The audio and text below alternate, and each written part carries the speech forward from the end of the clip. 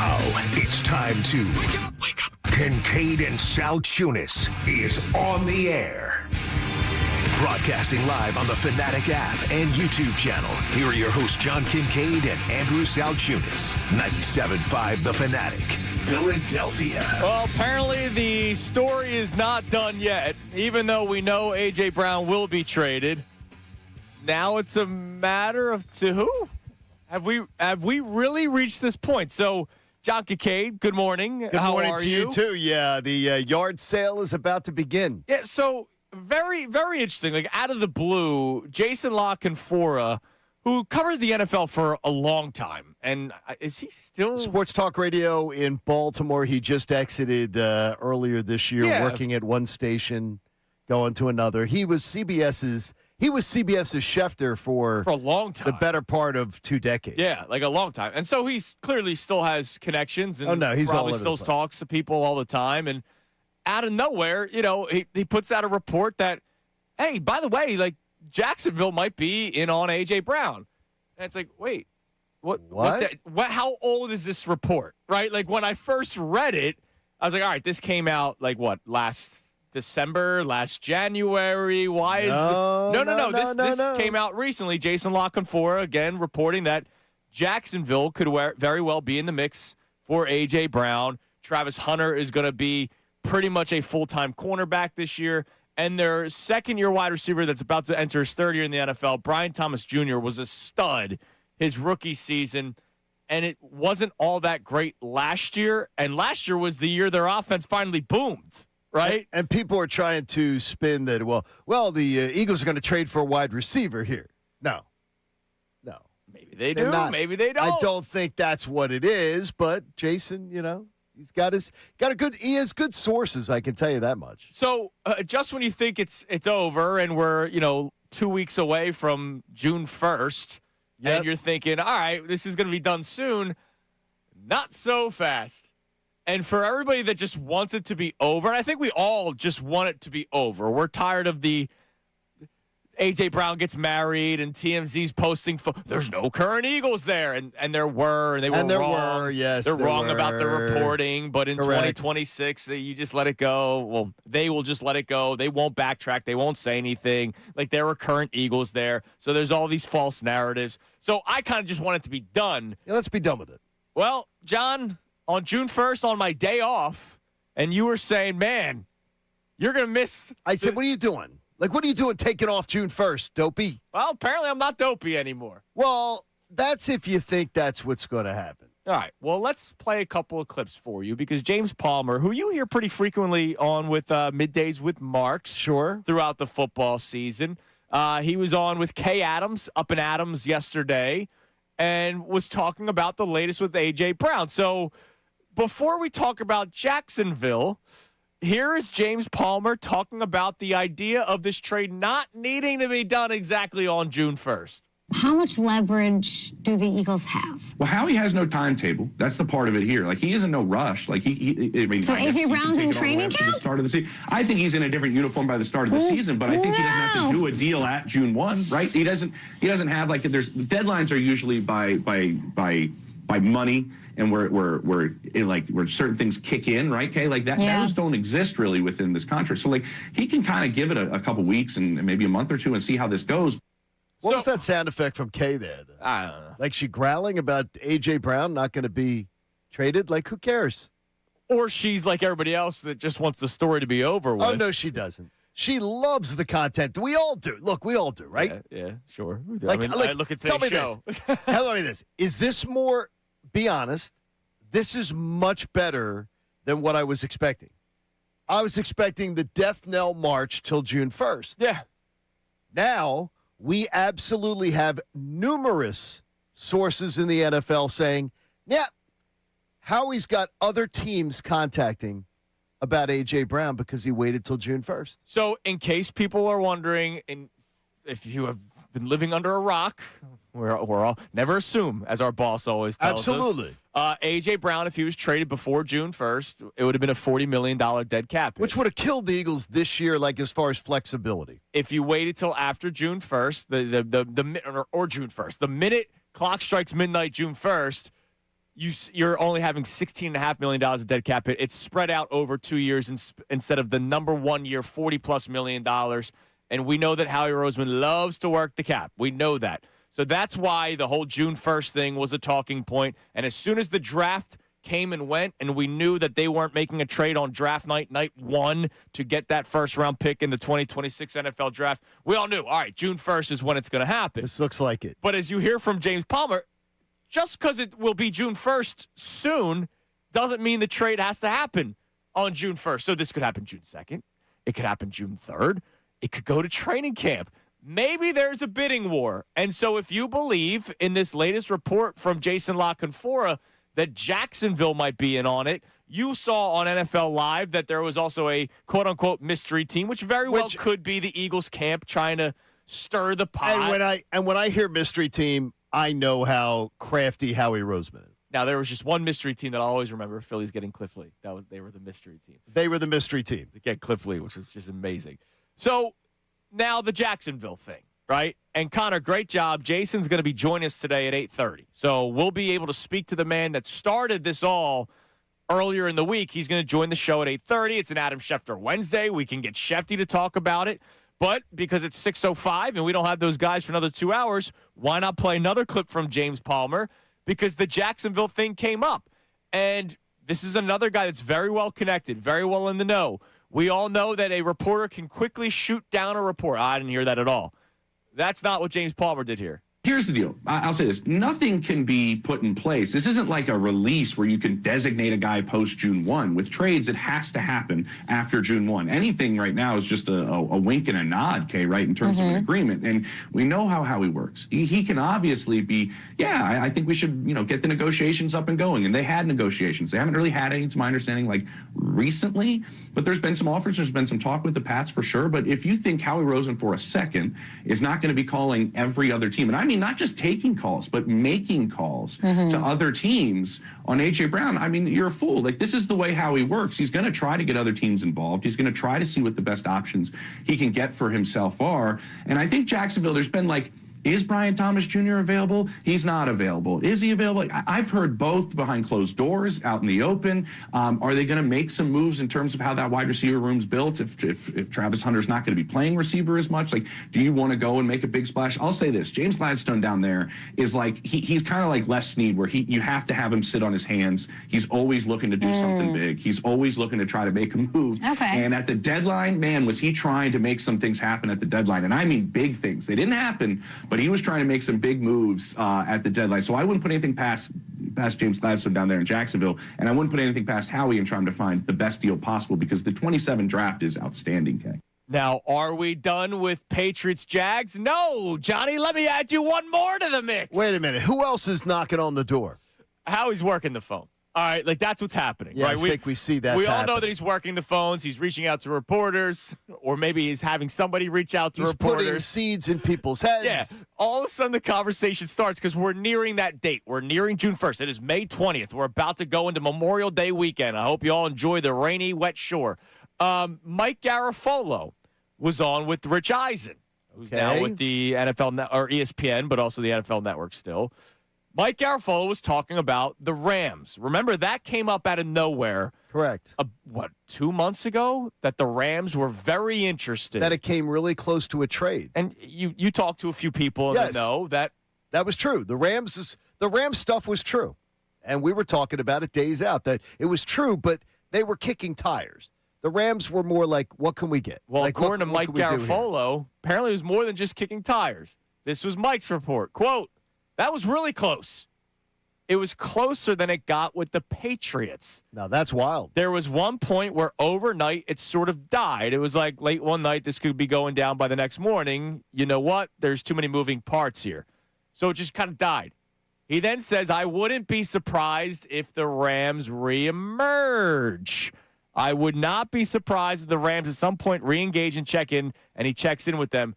He started talking about the Puka Nacua situation, because apparently there's still a lot of uncertainty with the human that Puka Nacua is, and all his off-field stuff that's going on. He checked into rehab, all kinds of stuff. So now we're talking Patriots, Jags, and the Rams might reengage. I would hate to see him go to the Rams. This city would lose their mind if he goes to the Rams. I can't see that happen. I'm sorry. This is one of those. Wait, hey, Howie. whoa! You rule it. You're saying I cannot see that. I don't want to. I don't want to see it at all. It's one of your biggest teams that you're going up against in the NFC. They get better with AJ Brown. I don't want that. So you can't. You're not even going to listen to a deal. Probably not, unless you're like 2-1s. All right, You're not getting 2-1s. Exactly. Like I'll do the Howie Roseman thing. All right, what are you offering? My price is this. You can't trade AJ Brown to like your number one. With all due respect to the Seahawks, your number one competitor in the NFC is the Los Angeles Rams. And if there's uncertainty about Puka Nacua, I can't be like, don't worry, here's AJ. I don't know. Matt Stafford, I'm listening to anything and everything. There's no way I'm turning down an intense discussion, and it's obvious that Howie was able to have that intense discussion just a couple months ago. Yeah, I know, but I really don't want to see that. So I know what you don't want to see. I'll worry about the Rams when the Rams have to be worried about. And I also know that this is a guy that I already know what A.J. Brown is. First of all, he's a declining asset. Second of all, he's a guy who quits on routes. I don't know that he's going to – what, is he going to have the fountain of youth going to hit him? Is he going to be totally motivated?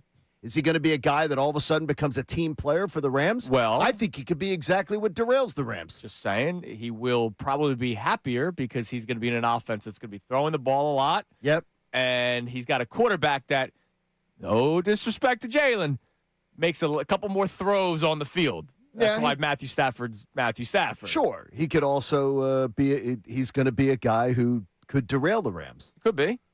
It could be the sleeper agent. I think I'd be fine. I think I'd be fine with it. You would be. I would not be. I think we're doing dual polls today. We got to poll it up today. One of the polls, and this is one of our questions for you to also answer on the phone line, text line, Davis on a text line, voice memo 610-632-0975. AJ Brown to New England for the future first, right? That's been the one that's been talked about. Minimum future first. Adam Schefter straight up said 2028. Would not be surprised if that's the first-round pick, if there's more.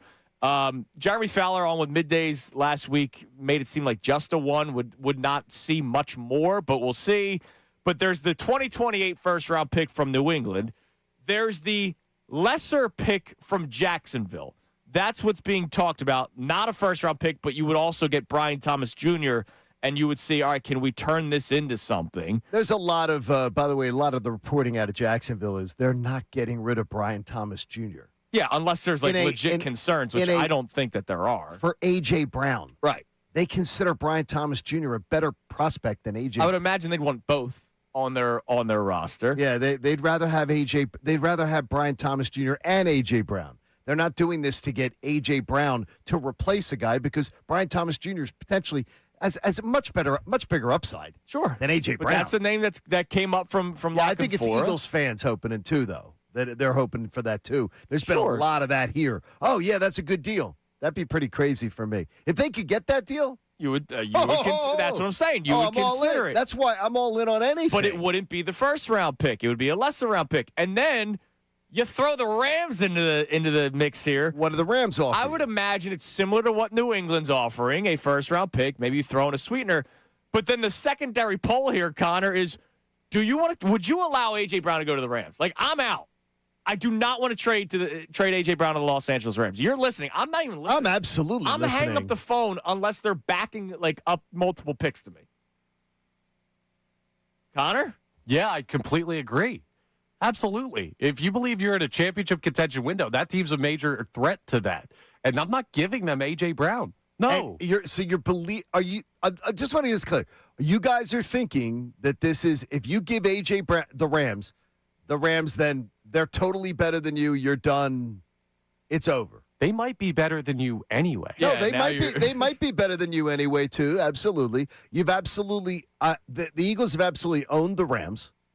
They've absolutely owned them, so I'm not worried there. They have played the Rams very, very well. Once again, it's either you have faith in Howie or you don't.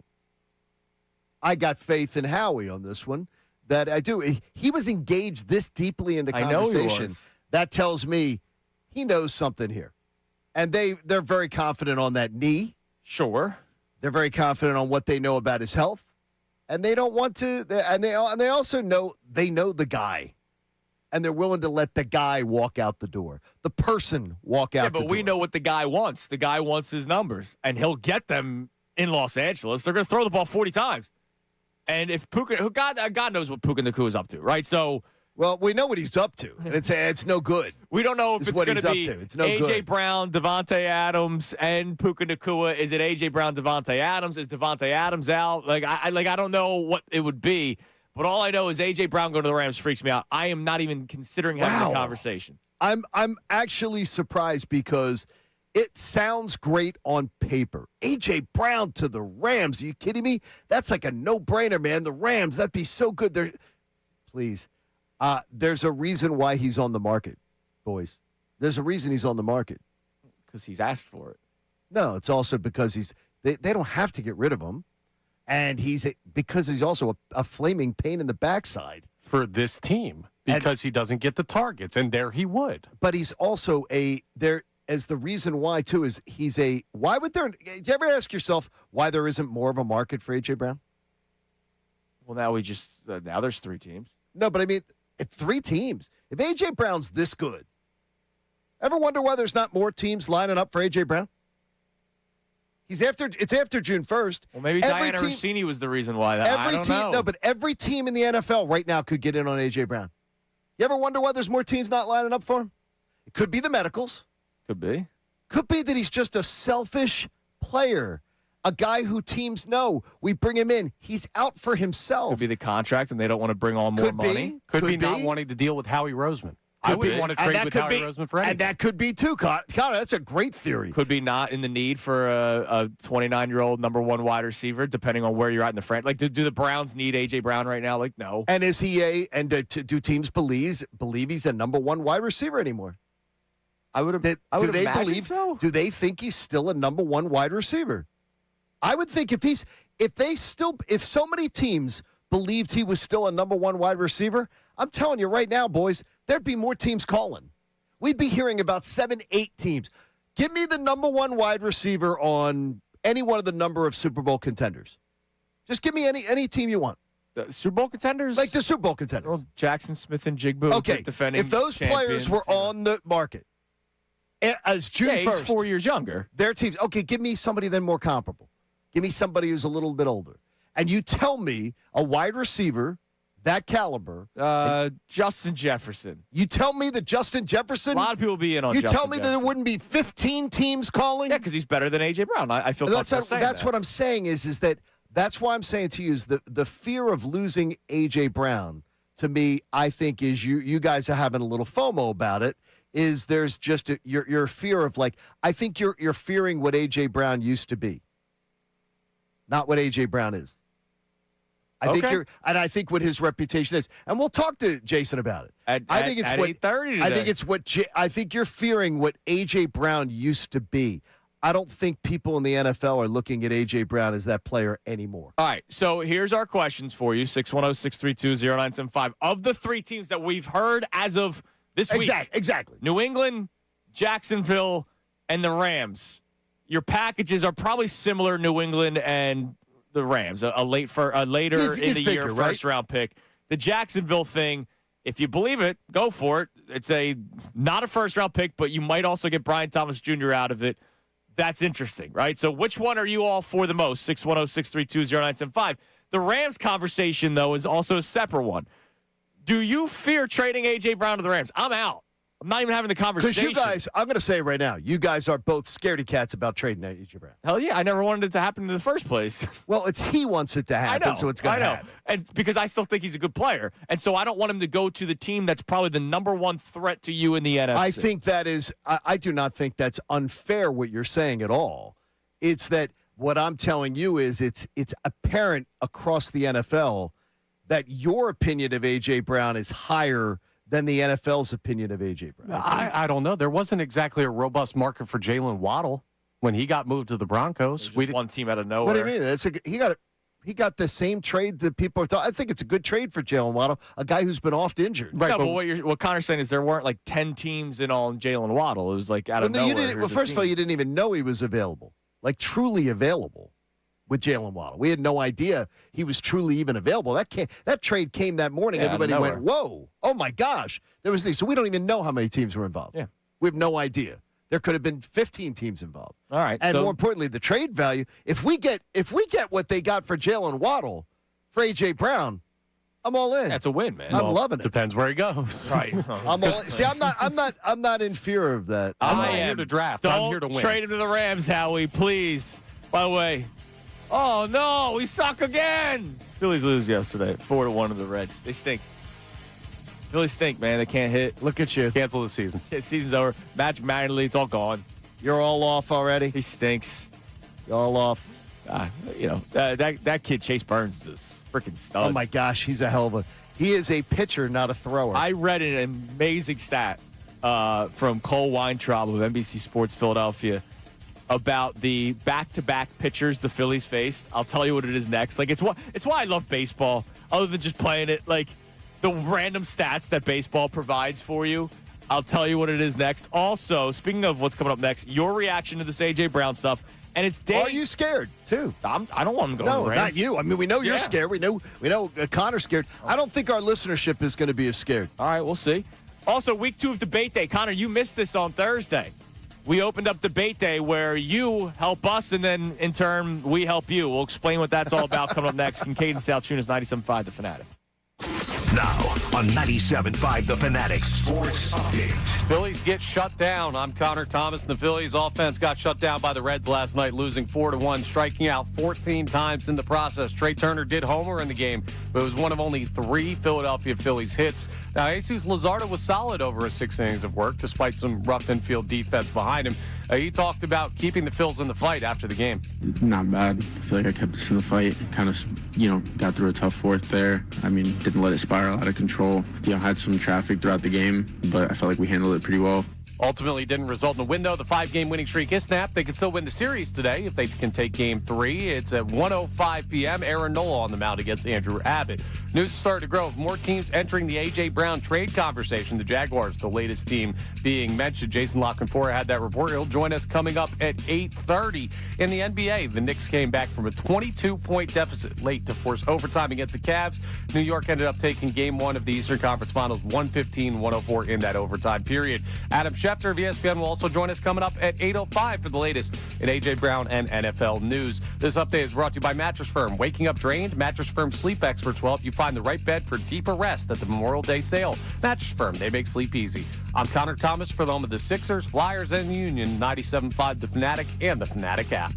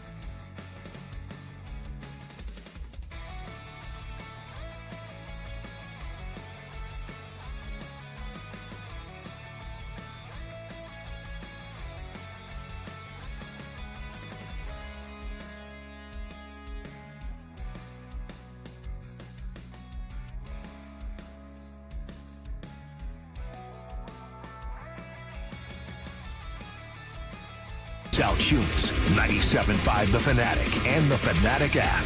This hour of Kincade Salciunas is presented by Bradford White Water Heaters. Bradford White, they're here for the pro. All right, A.J. Brown. Are you even listening to the Los Angeles Rams? Mike Garafolo reporting yesterday that it was indeed very, very close, and he would not be surprised if conversations come back up when June 1st happens, or maybe they're already talking.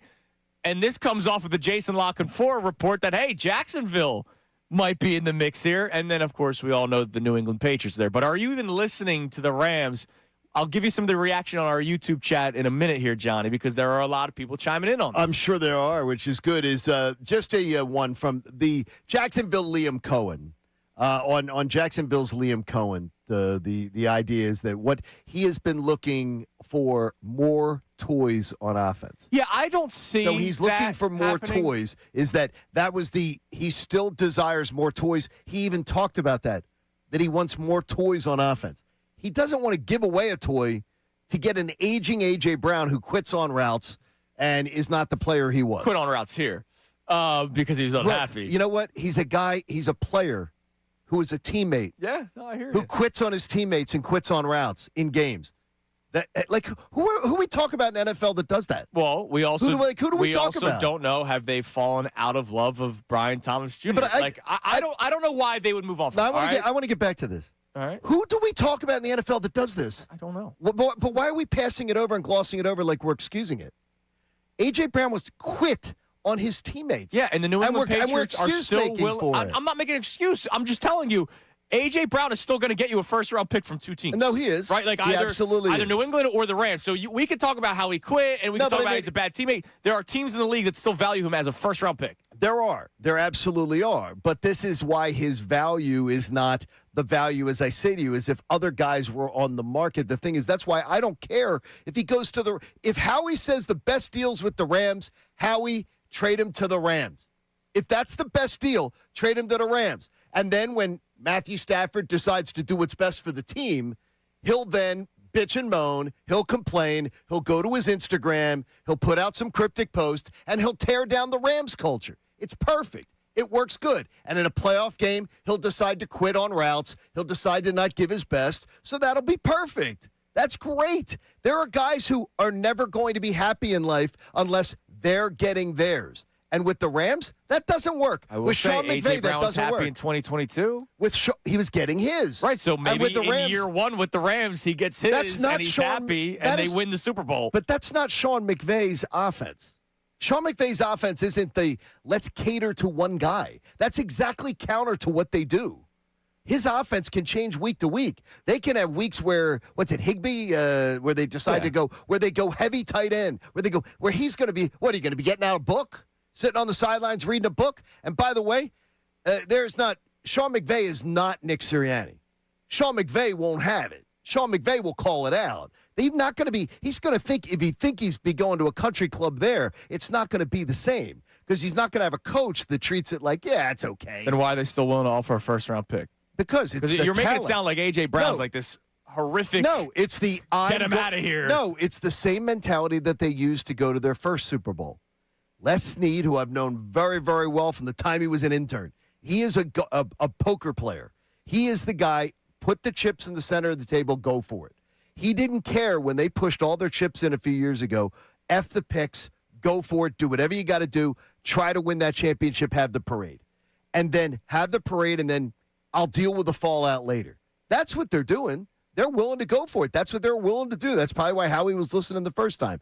I'll deal with the fallout because I think the talent may be worth the gamble. All right. Just so that we talk about Devontae Adams, Puka Nacua, both with the Rams last year, they both averaged around 9 targets a game. I imagine A.J. Brown will be happy with that. If A.J. Brown joins that, how many targets is he getting? It's a great question. You think he's okay? Is he better than Puka Nacua? No. Okay, so he's better. You think he'd be 2 there, right? Yes, I think so. I think Devontae he'd Adams better route runner, but A.J. Brown better all around. I'd say 2. So I'm saying, but with the 3 of them on there, A.J. probably could expect, I would say, 6 to 7 targets a game. He get more targets here, right? I'm just saying. I'm just saying here. Now, Stafford's a hell of a deliverer of targets. Yeah, He's a hell of a deliverer. people are going to take it the wrong way. It's a No, lot but he different. is. It's No, a lot different than the way look, Jalen Hurts throws the football. Matthew Stafford. I'm a Hurts different. wonk. Yes. But if you do not agree that Stafford is a people better still think he deliverer of the stinks. It's football, unbelievable. you're out of your mind. All right. Before I get to some of the reaction on YouTube, and I know we have the text line as well.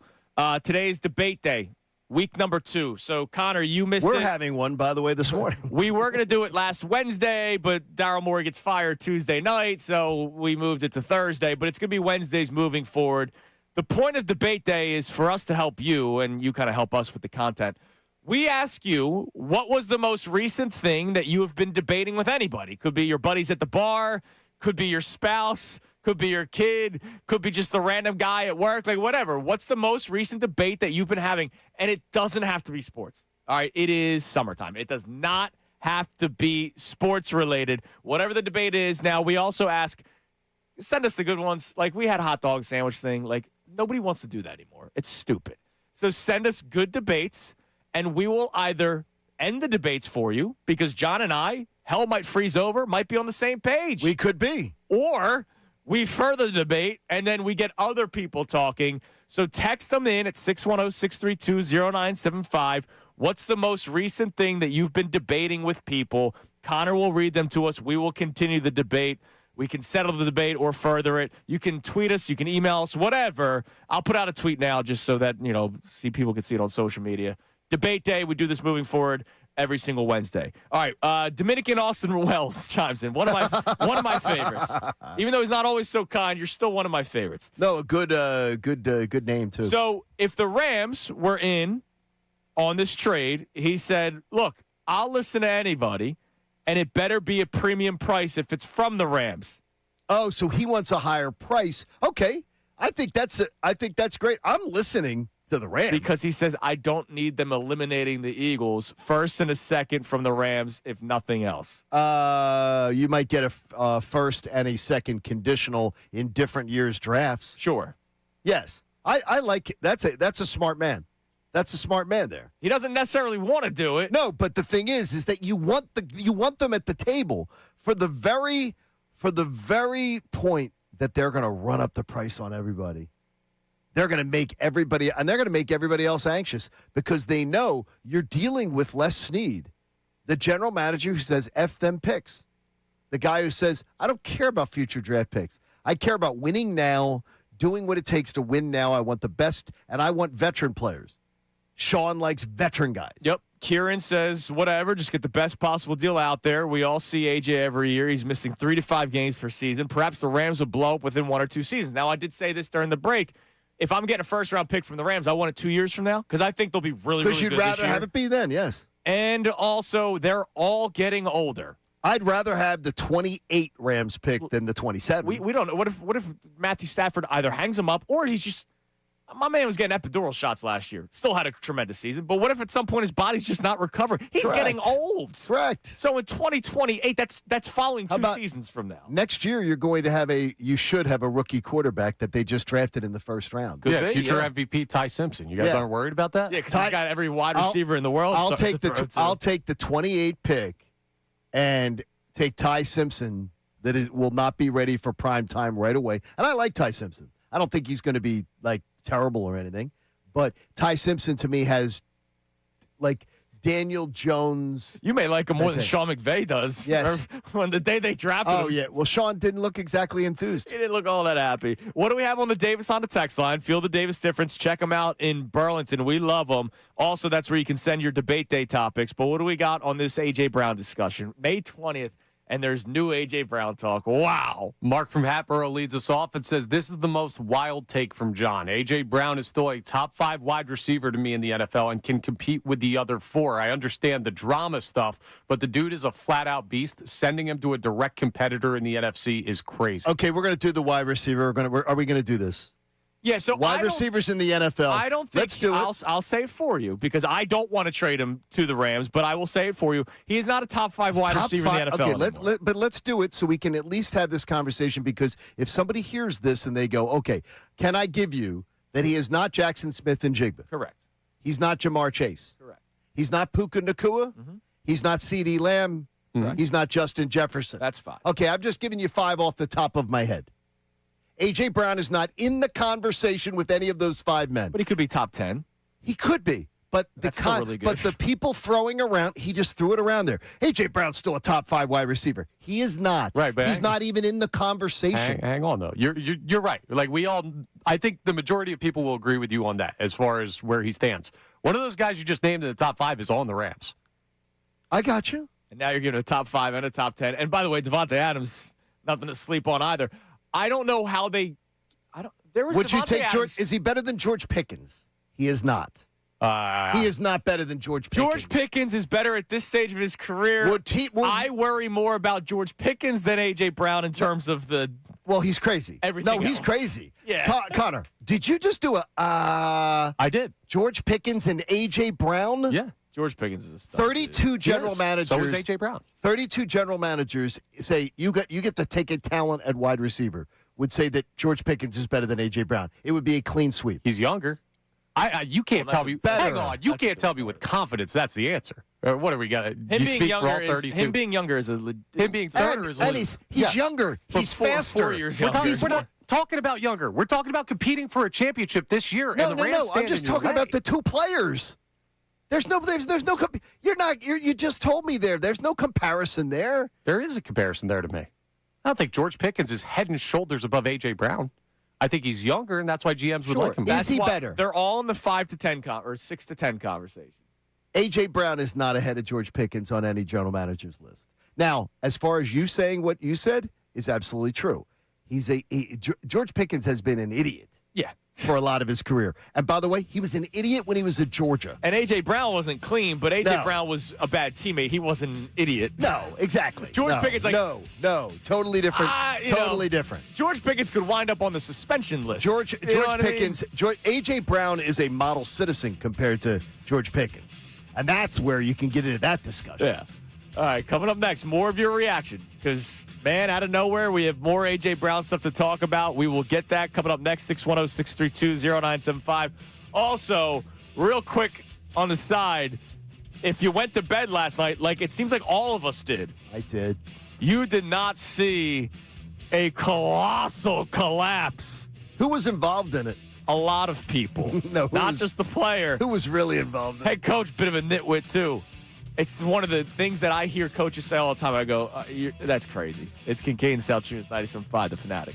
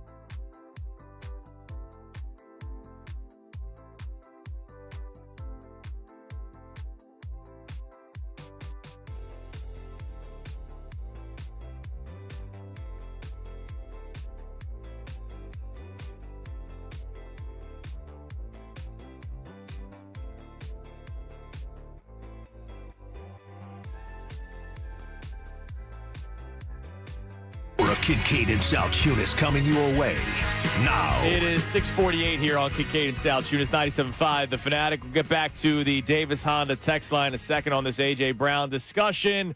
Debate day, send them in. Anything that you've been debating your buddies with, your spouses with. We do this every single Wednesday moving forward, 610-632-0975. We either settle the debate or we make it worse. And if we settle it, We make it worse. you can save the audio. We could make it worse. We could, but you could save the audio, and then you play it Yes. for your buddies at the bar. Hey, remember that debate we had last week?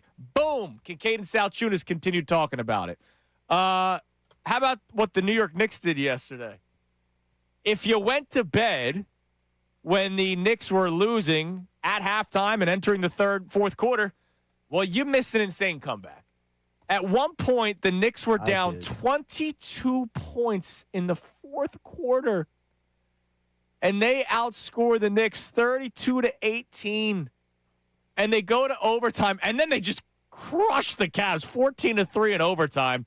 Knicks win 115-104 after being down 22 points in the fourth quarter at one point. I Johnny. thought that it was as quiet as I could ever imagine hearing Madison Square Garden last night, by the way, which is incredible because they took over our building and made it sound like it was a home game. They were quiet last night. They were dead. Yeah.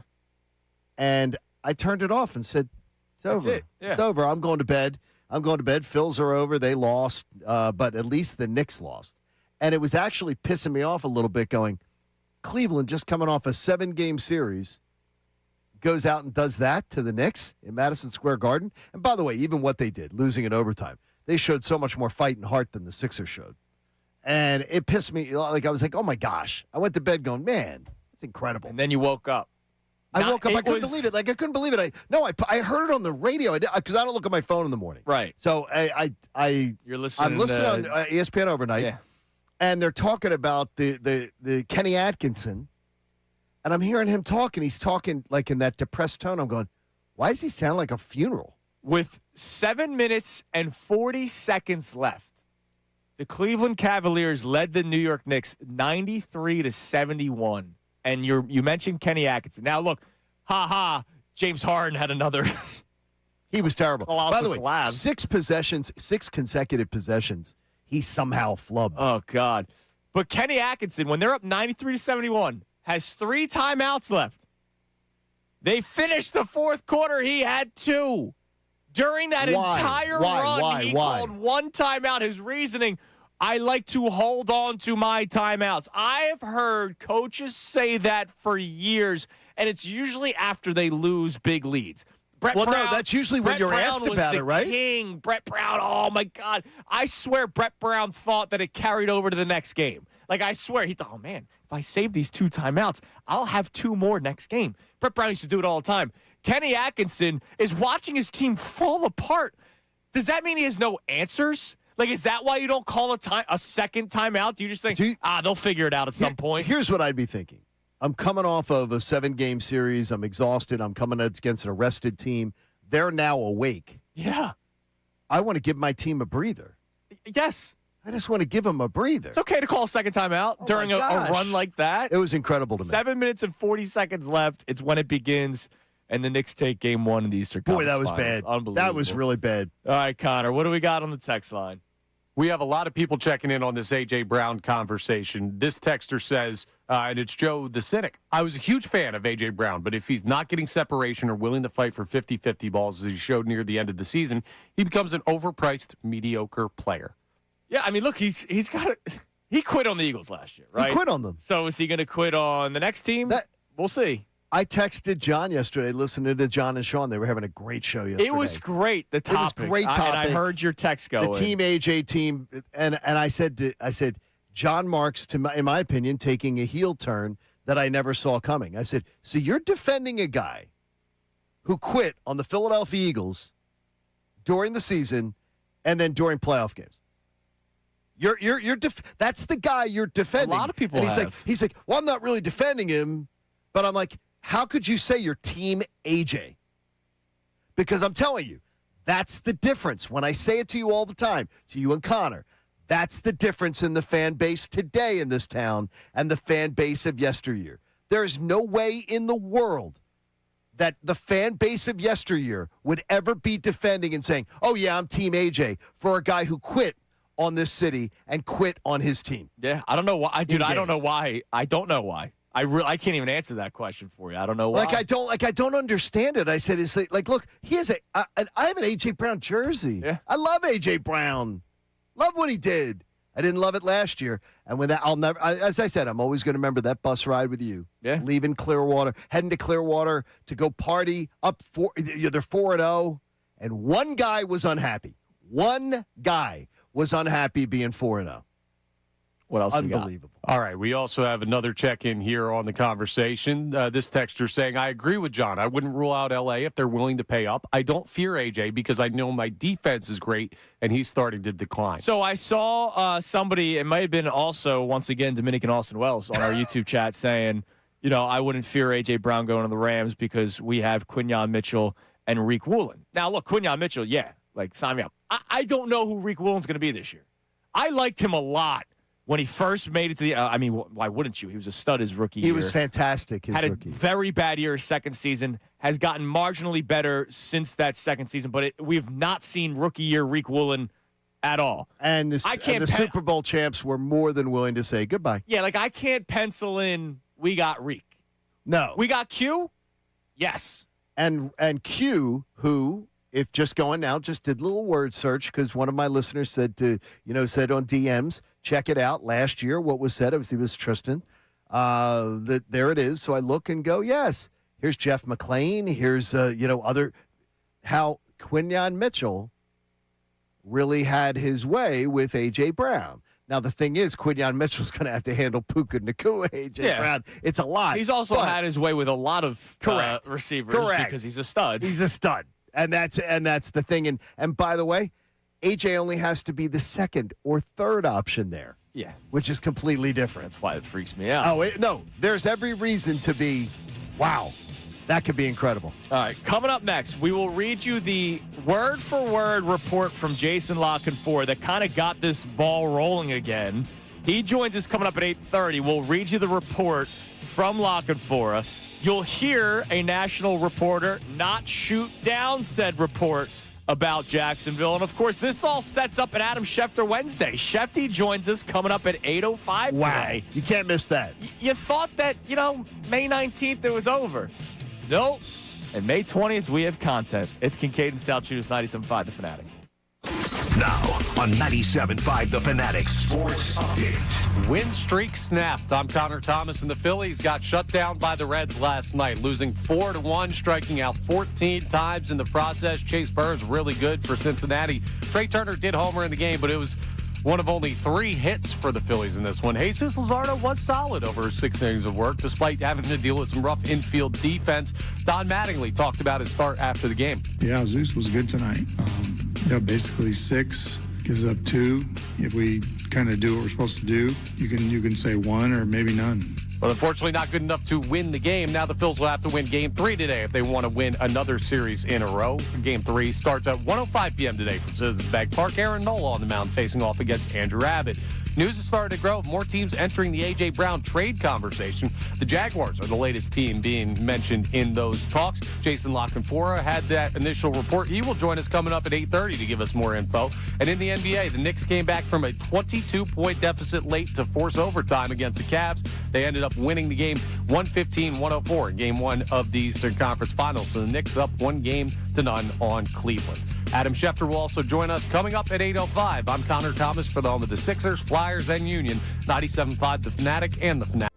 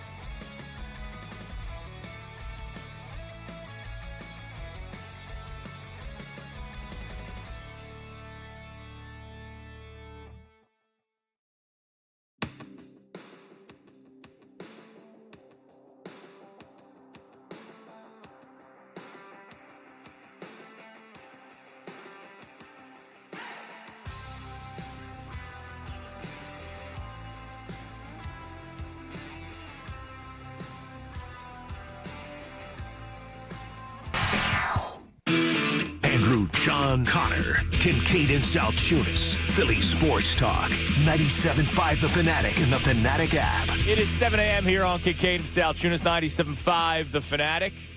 We'll check the poll of the day here in a moment. Brought to us by Dr. Avidan Appel and Iron Mountain Men's Health. 4 hours strong every single morning here on Kincade Salciunas.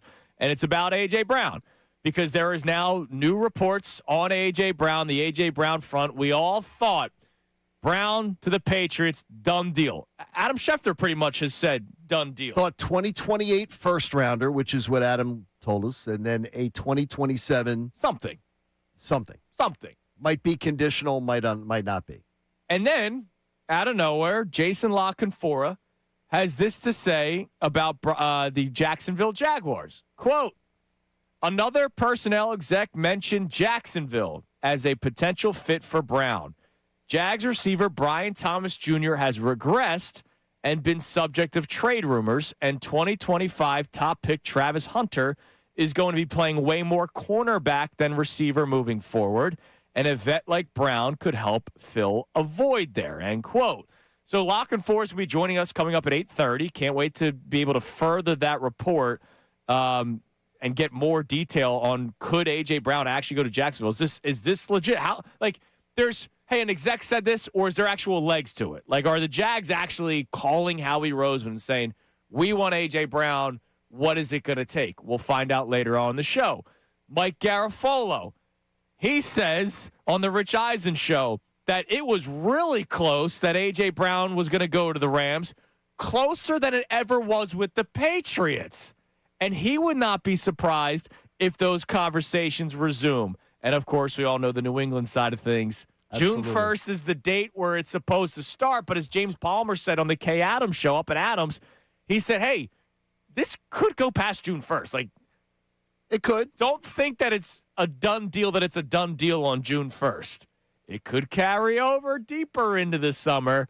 Now, here's Palmer not shooting down the Jacksonville idea. Here's the deal. I'll say this. Nothing can be put in place. This isn't like a release where you can designate a guy post June 1. With trades, it has to happen after June 1. Anything right now is just a wink and a nod, Kay, right, in terms of an agreement. And we know how he works. He can obviously be, I think we should, get the negotiations up and going. And they had negotiations. They haven't really had any, to my understanding, like recently. But there's been some offers. There's been some talk with the Pats for sure. But if you think Howie Roseman for a second is not going to be calling every other team, and I mean, not just taking calls, but making calls to other teams on A.J. Brown, I mean, you're a fool. Like, this is the way Howie works. He's going to try to get other teams involved. He's going to try to see what the best options he can get for himself are. And I think Jacksonville, there's been like, is Brian Thomas Jr. available? He's not available. Is he available? I've heard both behind closed doors, out in the open. Are they going to make some moves in terms of how that wide receiver room's built? If Travis Hunter's not going to be playing receiver as much, like, do you want to go and make a big splash? I'll say this: James Gladstone down there is like he's kind of like Les Snead, where you have to have him sit on his hands. He's always looking to do something big. He's always looking to try to make a move. Okay. And at the deadline, man, was he trying to make some things happen at the deadline? And I mean big things. They didn't happen, but he was trying to make some big moves at the deadline. So I wouldn't put anything past James Gladstone down there in Jacksonville, and I wouldn't put anything past Howie in trying to find the best deal possible, because the 27 draft is outstanding, Kay. So no shoot down of the Jags, did not shoot down the Brian Thomas thing. He said, I've heard both. He's heard both. I've heard both, that he's on the table and then he's not on the table. I can just tell you, and just simply read, if you read a lot of Jags, just go and read Jags stuff. I say get Flipboard, go read the Jags stuff. Liam Cohen's talked about, and is quoted as talking about stuff, wanting more toys. I can't see him subtracting toys to get A.J. Brown, who is a step down. We'll throw in Hollywood Brown in the trade, too. It's a step down. All Yeah, right. dueling Browns. Got What it. do we have as the polls of the day? We have dueling polls Yes, we do. as well. How about that? Big dueling day. What do we got? Well, shout out Dr. Avidan Appel, making sure both the polls today are strong. Our first poll: which offer would you accept in a trade for A.J. Brown? Option A would be the Patriots' first-round pick. Option B would be Jaguars' late draft pick and potentially Brian Thomas Jr. And option C is the Rams' first-round draft pick. 56% of our responders are saying the Patriots' first-round pick.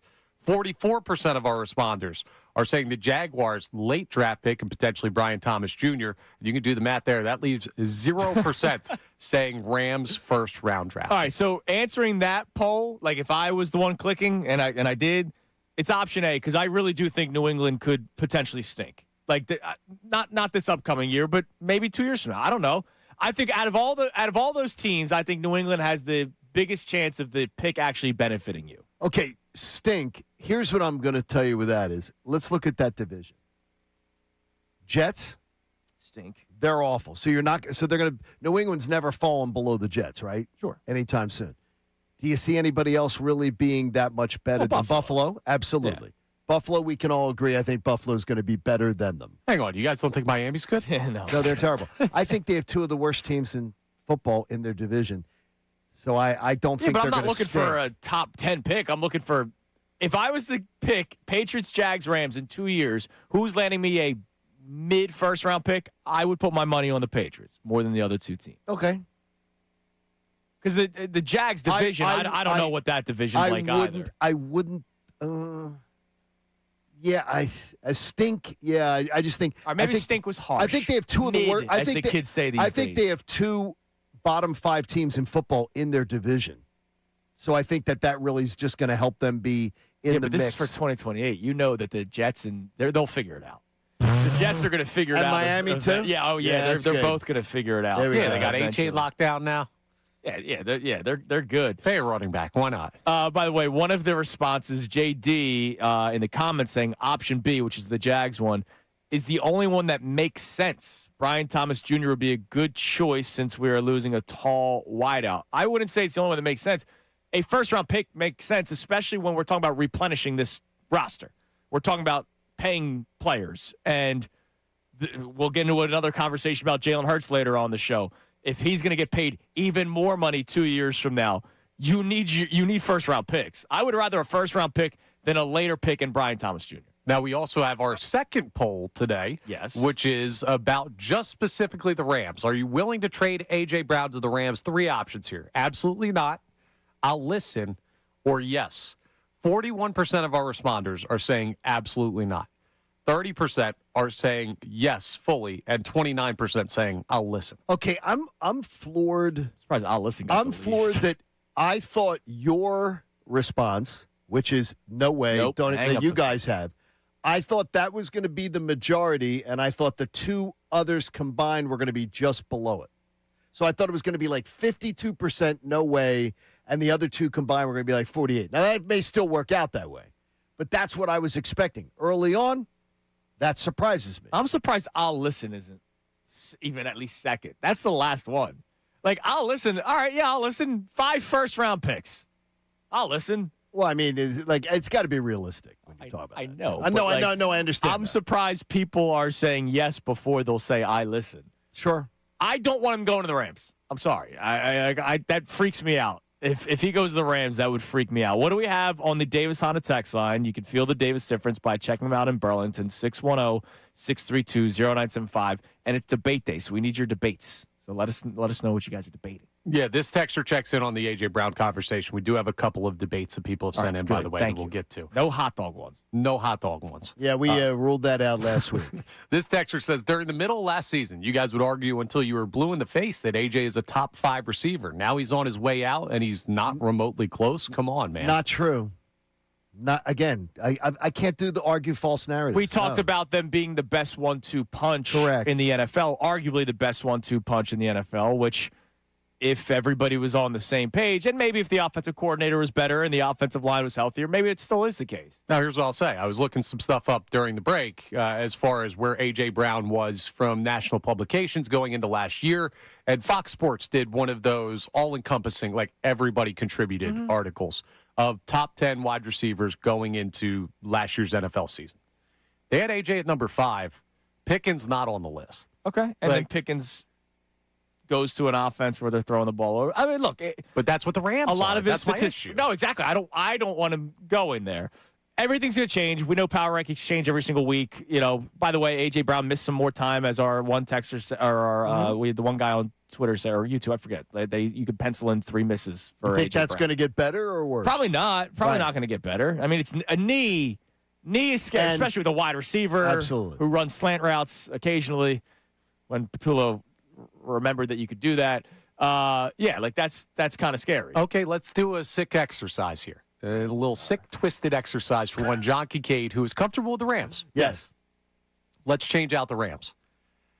Would you trade A.J. Brown to the Cowboys? No, he's in the division. I'm not doing where You I don't have want to to play face him twice. I don't want to play him twice, and I don't want to help a team in your division. Are well, the that's- Rams a better team? The Rams are a better team, but I can get my home playoff game. I have the path to my home playoff game is in my control within my division. I'm not worried about what the Rams, I have to navigate them in 1 of 17 this year, which is just random, by the way. And no, I'm not worried about that. Divisional? Absolutely not. Especially I'd be more not worried short term. about the postseason than the division. No, I'm not worried about the postseason because someone else, I might not even face them in the postseason. I may face them in the postseason, but one thing I know is Nick Sirianni and his staff, they've dominated the Rams. They've dominated.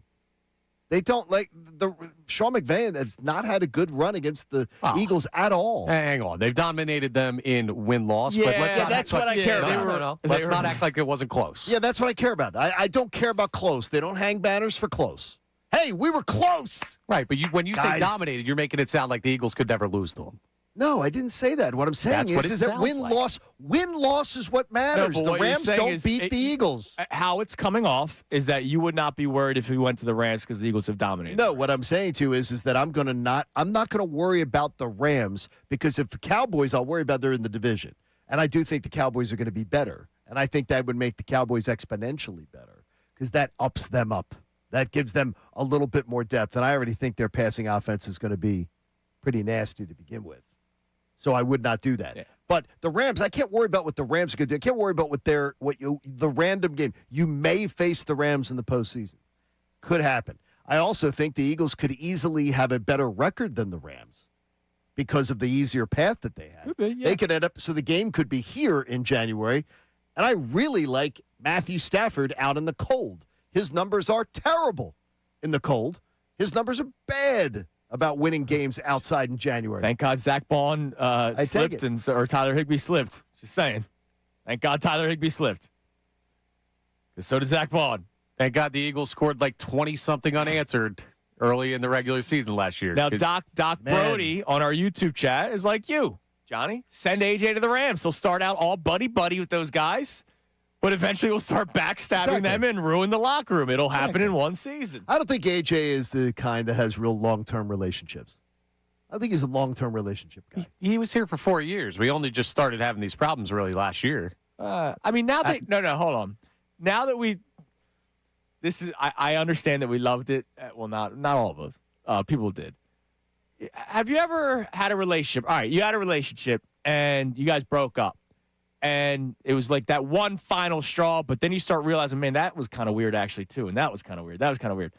Like the book thing was weird. Yes, and they won the Super Bowl. No, I that know, year. but like you're saying. But the book thing was him having we find out later, Yeah, was him, you're saying was him he's having here- a temper tantrum. He was here for 4 years and this only just started. Well, No, it wasn't. the book thing was kind of weird. It was him having a temper tantrum then, but it was I'm having the low-key, quiet temper In tantrum. 2022, another year they went to the Super Bowl. It was insane. I remember catching this and talking about it when they were up, 31-7 over the Giants, and he banged up his knee in that game.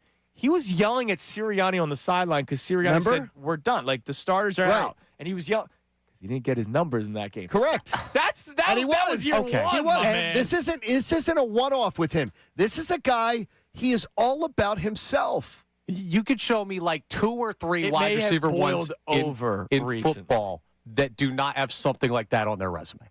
Maybe Okay. 2 or 3 guys in the league. Something like that, yes, Connor, you're absolutely right. Numerous things, laundry list. Right. He's a laundry list of these things. My point. The book thing is a little bit weirder now that we know what's going It's on terrible. here. Yes, and it did not stop them from winning. I don't care about the optics. I care about another Yeah, ring. no, you know I what care won about them a the Super Bowl? Lombardi. The defense giving them a 3-score lead in the first freaking quarter of that game. I mean, AJ's a big not part AJ of that Brown's run. book. He's a big part of that run. The was, I Eagles, know. the Eagles defense won that Super Bowl game. Won that game. Yeah. That was a defensive Super Bowl win. The offense did have a great day. It did, yeah. But the offense did not win that Super Bowl. In fact, the offense was in. You could make the case the offense was actually sort of struggling in the game early on, and the defense kept putting them on these. Yeah, you have a Cooper short DeJean pick fields. 6. You have the Zach Bond interception Right. 5 seconds later. They're putting them on short fields because there was even the turnover. I think that defense deserves a hell of a lot more credit. I don't think the defense ever gets talked about. I think Jalen being I love the fact that Jalen got a MVP out of that. I think the Eagles defense, it would have been the best Super Bowl ever to have a collective defense get next to the 85 Bears, which was just, you guys can't even remember the game, but they were they smothered. I can't remember something I wasn't alive for. You weren't alive in 86. All right, what do we have on debate day? If you're just tuning in, we started this last week, so this is week number 2, and we need you to step up your game a little bit. Debate day, the latest thing that you've been debating with your buddies or your spouse, whatever, send it to us. We'll either end it or we'll further it and make it worse. What do we got? Steve checks in, says, would you rather win an Oscar or a Grammy? Oscar, because I might not be able to have a second good song. But you do have a really nice voice. I would have severe anxiety of singing. So I could not imagine singing. I have good friends who are actors. I've watched them do their craft, and I always admire that and go, wow. I'd love to try it. By the way, if you win an Oscar, every movie that you're in moving forward, it's starring or featuring Oscar-winning actor. Yeah, I'd go Oscar. So I'd go Oscar anytime. I'm going Grammy. Why do you go Grammy? Well, you also, though, Connor, you have a very good voice. Yeah, it's not just in this hypothetical world where Which Grammy do you want? Rising artist? No, he wants country star. What is Song of the Year? Is that an option? No, because that's too. See, I want Oscar for costume design. That's what I want. Let me ask you something. Who sings "Who Let the Dogs Out"? The Baja Men. Did they By the make way, anything else? Big rotation in the Salciunas household recently. Love that. Cooper loves Who Let the Dogs Out. The hold that One-Hit Wonders has is like more than a great movie is something you can go back to, but those one-hit wonders are like cult classics. You can ride that forever. Tell me, though. Don't tell me that he's listening to the Kid Bop version. No, the Baja Man. Good. No. Are you serious? No, because that kid's... How dare you disrespect me like that? Because he's not in school yet. When he gets to school, they're going to start playing that crap. That when he gets to school, they're going to start playing it, and then he's going to ask you to start playing it. Not in this house. It's terrible. Not in this house. It's terrible. He was singing Three Little Birds to me the other day. It was great. Good. What else we got? All right. Do you want another debate? Yeah, why not? Let's get this going so that we have this every single Wednesday throughout the course of the show. All right. This texter checks in, says Max versus Sam's Pizza in Wildwood. I'm a Max's guy.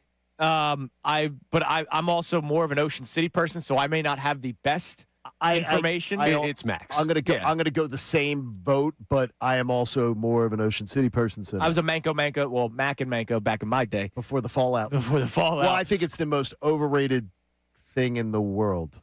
What? That would be maybe the most overrated thing. Is Mike Missinelli and I argued this once before. Is the Boardwalk Pizza? I've had 100 slices of pizza better than any slice of pizza I've ever had on a Boardwalk. It is the distinct flavor of Boardwalk Pizza that makes it the delicacy. Okay, yes. I've had 100 slices of pizza in my lifetime better than any slice of pizza I've ever had on the Boardwalk. You disgust me, John. There you go. It's like cheesesteaks. Like people, Pats and Cheetos, Taurus. You know what? They have a distinct taste. And every once in a while, the taste hits. Every once in a while. Not my favorite, but they all have distinct flavors. What's more overrated, Boardwalk Pizza or A.J. Brown? Boardwalk Pizza. No, A.J. Brown. You know what Boardwalk Pizza, I will forever rock I'll with. give you the greatest confession ever. Is never a Geno's. Never, ever. I don't think that's a crazy Never confession. had it. If you're a Pats guy, you're a Pats guy. Never had it. I think everyone should have it. I never had it. I think I've only had Geno's like twice because my Never had dad was always a Pats guy. Pats was what I was indoctrinated into when we were down in that area. That's where it was. Your Boardwalk way Pizza better than hot dog sandwich. What's your favorite cheesesteak? Yeah, we don't do that. But your Boardwalk Pizza, that's just Boardwalk Pizza. You could have a million slices better. I mean, seriously. I am the Boardwalk Pizza with no cheese on it. Nothing, as thin as anything. The sea salt air, it's beautiful. Yeah. Oh no, you're hungry because you're coming off the beach. That's it. By the Imagine way, if they opened up really good pizza places. By the way, speaking of hungry, you finally got a picture of Chubby Chunas yesterday on the timeline. Yeah, I did see that. By the way, though, can I just tell you what my girls both said? What? Liv said you were adorable. Yeah, that's what they say about the fat kid all the time. No. Liv said you were adorable. Trust me, I know it. Christina said, yes, Andrew was. Oh, he was a little chubby. So yesterday was a cool day. But you were adorable. My You looked kindergarten great. teacher is now teaching 5th grade, and she asked me to teach to the 5th graders at Pleasant Valley. Used to be the Panthers. They're the Explorers now. I'm devastated. Why did they change the name? I don't know. And they had actually they did explain it to me. Was there some political correctness about Panthers? No, they can't be because anymore? they go to Clearview, who are the Pioneers, so it made more sense to go from being an Explorer to a Pioneer. Okay, that than makes a sense. Panther to a Pioneer. Good. I'm just That I didn't made know sense. if there was some fallout in the past 10 years. No. But they had, in case you didn't see it on social media, Twitter, Salciunas975, they had my 6th grade yearbook photo on a huge sheet of paper as I walked in. And it is not a picture I'm very fond of. I think it's a great picture, you. Guess what happened? What? So when the 5th grade class comes in, one kid pointed at the picture and laughed. In the cafeteria that I was a fat kid in, and I was like, wow, that brought back so many bad memories and so many bad feelings. Did you go in stress eat? Yeah. You were in the cafeteria? Flame his ass. He went Get him. in stress eat. I had a couple of Reese's Cups last night, man. Dude, when I saw him laugh, I was like, oh, my God, that brought back way too much that I don't want to talk about. And somebody on Twitter's like, oh, you were a fat kid? Yeah, why do you think I have issues? I think you looked like a good-looking kid. Bullying saved my life. You're a good-looking All right, kid. coming up next, it's today's headlines is Little later. chunky. So we had a big Jalen Hurts day, yes. Is it smart for the Eagles to quietly have a prove year for Jalen Hurts was kind of our discussion. Well, the number one concern for John Kincade is what another team in the NFL is dealing with now. It's Kincade and Salciunas, 97.5 The Fanatic. Now on 97.5 The Fanatic Sports Update. Phil's fan 14 times. I'm Connor Thomas. The Phillies got shut down by the Reds last night, losing 4-1, striking out 14 times in the process. Trey Turner did homer for the only run in the game. But it was one of only 3 Philadelphia Phillies hits. Jesus Luzardo was solid over 6 days of work, despite some rough infield defense. He talked about his start after the game. Not bad. I feel like I kept us in the fight. Kind of, got through a tough fourth there. I mean, didn't let it spiral out of control. Had some traffic throughout the game, but I felt like we handled it pretty well. The Phillies are on a good stretch of pitching right now, but the 5-game win streak has come to an end. They'll see if they can bounce back today in Game 3 against Cincinnati to win the series with a win. 1:05 p.m. first pitch at the bank. Aaron Nola faces Andrew Abbott. News is starting to grow of more teams entering the A.J. Brown trade conversation. The Jaguars are the latest team being mentioned. It was Jason La Canfora who initially had that report. He will join us coming up at 8:30. In the NBA, the Knicks came back from a 22-point deficit late to force overtime against the Cavs in Eastern Conference Finals Game 1. New York ended up taking the game 115-104. Adam Schefter will also join us. He joins the show coming up at 8:05. This update is brought to you by the National Highway Traffic Safety Administration. You think a ticket for not wearing your seatbelt is the worst that could happen until you crash? Click it or ticket, paid for by the National Highway Traffic Safety Administration. I'm Connor Thomas for the home of the Sixers, Flyers, and Union, 97.5 The Fanatic and The Fanatic.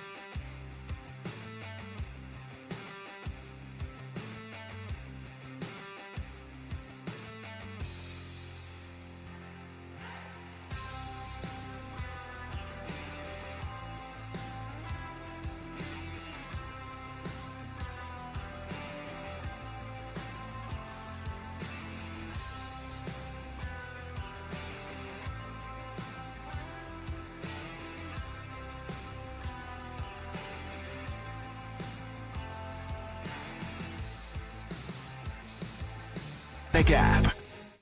Coming up at 10, Middays with Marks. Now more of Kincade and Salciunas. 97.5 The Fanatic and the Fanatic app.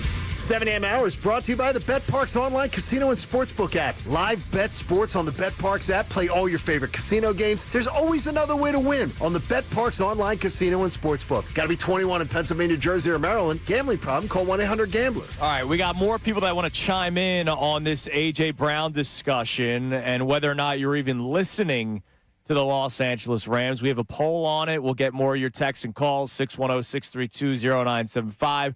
Johnny's got something on the Jalen Hurts discourse from yesterday that we'll get to. But real quick, I was looking at the game log from this Knicks Cavs thing because our man Mike Vito comes in and goes, dude, what the hell was Kenny Atkinson doing? I can't believe it's again. I think I've done this 3 times this year already where I've gone to bed on a game thinking I knew the ending, and then I'm on the drive to work and it. You had the Lanch comeback the other day. I'm like, they were down like 3 goals. They were down 3-0 to Minnesota in Game 5. Yeah, I went to bed. It's 3-0. They come all the way back and they win in overtime. I'm saying, and I'm like, what the hell? Yeah. So man, 93-71, 22-point lead the Cavs have with 7 minutes and 52 seconds left. Brunson hits a shot to make it a 20-point game with 7 minutes and 40 seconds. So this is when it starts happening. This is when the snowball starts. He does not call a timeout, John, until 3 minutes and 30 seconds left in the fourth quarter. 4 minutes had gone by where that 22-point lead fell to 5. I can't. He waited until the lead was 5 to call the timeout. That's crazy to me just because of the fact that you're coming off of Game 7. And then he didn't want to use either of his last 2 timeouts in the last 3 minutes and 30 seconds. Because? Where the Knicks force overtime. Because he wants to hold on to him. In case I need him later. Well, you know what happened later? You lost, dude. That's crazy to me. By the way, he didn't call a timeout in overtime. At least I don't think he did. I mean, it's just crazy. It's crazy to me. That it doesn't make any sense. He called 1 timeout with 1 minute and 49 seconds left when they were already getting crushed. That doesn't make any sense. So he ended up saving 1 timeout. He ended up saving a timeout. Good job, Kenny Atkinson. All right, Jalen Hurts. Yesterday we were talking about whether or not it's a smart move by the Eagles to do the quiet prove it year. Do you agree with the strategy? And, John, your biggest fear is, hey, the longer you wait, the more expensive he's going to be. Correct? Yeah, it is. It's terrible. I mean, it really is. And today we heard a reasoning as to why this is potentially really, really bad. Yeah, Jeremy Fowler of ESPN, as we all know, you hear him all over the place on the station here. Jeremy was talking about a different quarterback that's having a very similar contract discussion, and that's Lamar Jackson with the Baltimore Ravens. Now, we don't have to talk about who Lamar is versus who Jalen is, right? And the only difference is Baltimore wants Lamar to sign a contract. They're at the table saying, come on, Lamar, we want to get you to a deal. And Lamar is saying, I don't want to. This was Jeremy Fowler. The Ravens are not overly concerned. In fact, Jackson's attendance so far has been better than it was a year ago where he missed several OTA sessions. So they believe he's going to be back soon, that this isn't really a boycott situation. However, when it comes to his contract, they do seem to be in a bit of an impasse because the Ravens wanted this done. They've been clear publicly and privately that they want to extend Jackson, who has 2 years left on his contract. That hasn't happened yet. And I have talked to some people around the league who wonder, does Lamar want to get through this year, go ball out in 2026? The market's going to go up because you have a lot of young quarterbacks next offseason who will be eligible for contract extensions like the Drake Mays, Jaden Daniels, Caleb Williams. He could up those players with the new deal and up his value. So they're going to have a couple months here to try to hammer out a long-term deal for Jackson. So that's your concern. That's my concern. It's going to go because up a lot. Next year, all those guys are going to be getting their second contracts. Those young quarterbacks. They're going to be getting their second contracts, not their third. Their second contracts are going to look like Jalen Hurts's that he has now, but they're going to be more. By the way, those quarterbacks, you heard him mention Jaden Daniels and Drake May.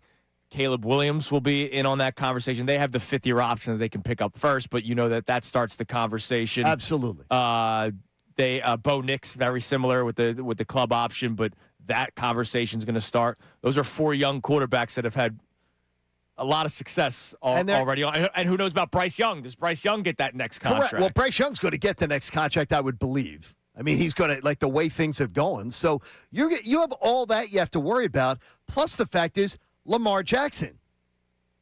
If Lamar Jackson signs a contract before Jalen Hurts is going to be able to say, excuse me, I am every bit the resume of Lamar Jackson. So I'm getting paid. Lamar Jackson is then going to set the market. To me, it's absolutely something you've got to do. You got to get this thing done. We'll be able to talk to Schefter more about this coming up at 8:05. It's an Adam Schefter Wednesday, and he can also fill us in on the latest with A.J. Brown. Jason Lockenfor is going to join us at 8:30 today. He's saying that the Jags are a team to keep an eye on for A.J. Brown. Mike Garafolo yesterday saying, hey, the Rams, they're not out of it yet. Let's get some reaction to this. Let's go to Rick in Philly. What's up, Rick? You're on Kincade Salciunas. Hello? What's up, Rick? What's up, Rick? Oh, actually, Reggie. Yeah, hey, I Reggie. want to say, I said this months ago, I like the Rams because let's say Puka Nacua, and I think that would be an even, it would to swap both players. Oh, no. We would not get Puka Nacua out of What? This. No. You're not getting Puka Nacua. They're hanging up the phone in a second for A.J. Brown. No, the Eagles would be getting a pick from the Rams. The Rams would have A.J. Brown paired with Puka Nacua. Mm-hmm. So what will we get, like a number 1 pick or something? Yeah, probably a first-round pick. You'd have to get a number 1 pick because that's what's reportedly being offered. A number 1 and then a conditional other one. Of some sort, yeah. And the first-round pick would be in 2028. Yeah, look, I would love Puka Nacua, the player. Doesn't look like that's not what's going to happen. Les Snead hangs up that phone in a second. Yeah, thanks. Yeah, we're not trading you Puka Nacua for A.J. Brown.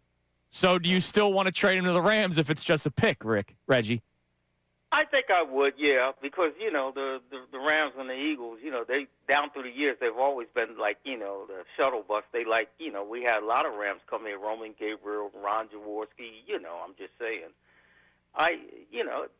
If we could get a number 1 pick, I'd go for it. I'd be all in for it. All right, Reggie, we appreciate the call, man. Roman Gabriel, Ron Jaworski, A.J. Brown.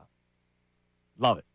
That's awesome. Yes. We would not get Puka Nacua in that deal. No. That would be what would you be giving up other than A.J. Brown to get Puka Nacua? Jalen You'd Carter. be giving up a number 1 pick and more.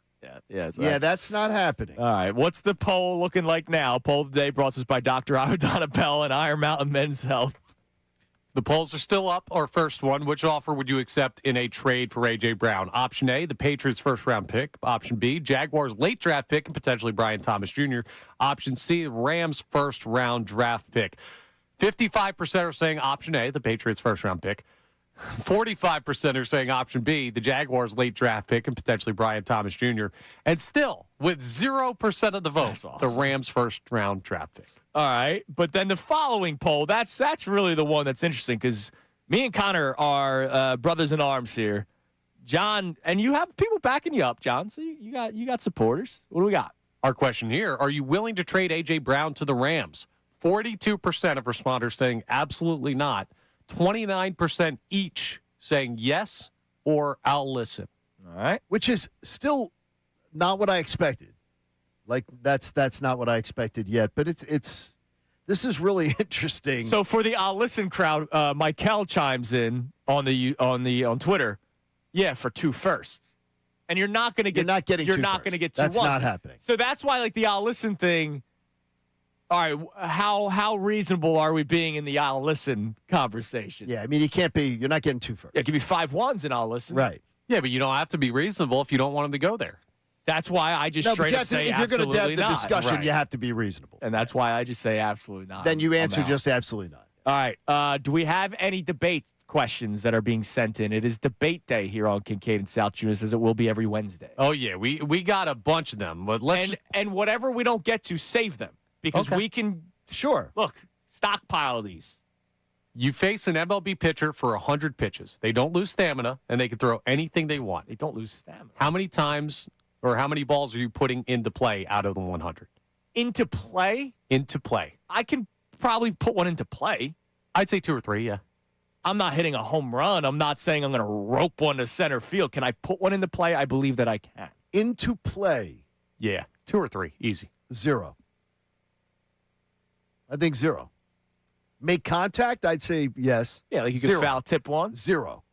Into play. I've gotten into the box against major league pitchers at spring training as part of a social media really type cool. of thing, and which is a lot of fun. But I was petrified. I got to tell you, I was petrified. Like, so I'm just being very honest with you. So no, I don't think. But make contact? Yeah, I think I could make contact on. You give me 100 swings, I can make contact. Yeah. Put into play? Nah. I can hit a dribbler back to the mound. Yeah, like I'm not worried about 2 to 3. Yeah. I could at least one. I'll give my answers at least one. Okay. I know there's people that will say, I could hit a home run. Like, BS. No chance. No, you No can't. chance. Unless they're grooving 100 down the pipe. By the way, you closed your eyes and you swung. The action they put on these balls, It's crazy. they could not. You could not. Yeah, no. And that's if they're trying. And there's If they're people that really trying. that say it with honesty, like they really think that they could do it. Yeah, we're not even talking about get a hit, though. No. Put a ball into play. Yeah, putting the ball in play. I Light can do work. that. All right, coming up next, we have today's headlines with Connor Thomas. Connor, do you have the college basketball story in headlines? I saw it. It is not in here, so you can mention it to add All a right, little extra. so we'll start the segment with it because it just gets into a bigger conversation. It's not necessarily Philadelphia related, but it's setting up for a very strange time in college basketball moving forward. It got weird last year, and they are just going to allow it more. It's Kincade Salciunas, 97.5, The Fanatic.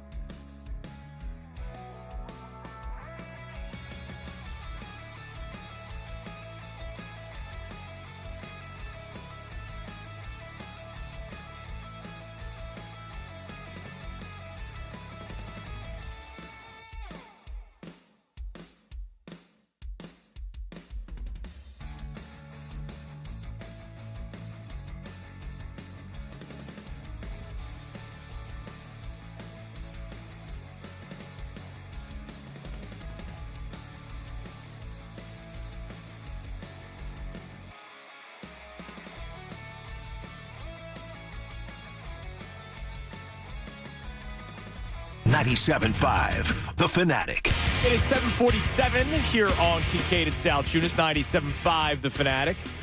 We have today's headlines with Connor Thomas coming up here in a moment. But, man, crazy story in the world of basketball yesterday. Okay.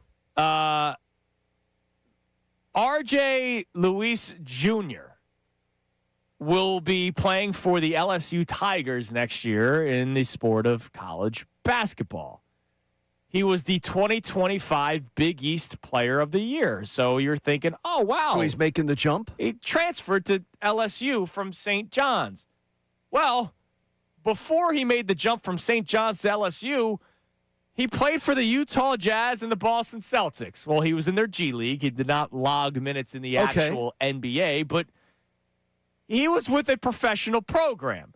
Now, what's fascinating is we just went through this with the kid from Alabama. We did. Who played 5 games, and then the NCAA decided, no, we're not going to allow us. We had a conversation about those games that they won. Should they be voided? Should the other team get the win? Because that kid, they then deemed it 5 games later. Vacated, yeah, right. like 5 games later, they said, you know what?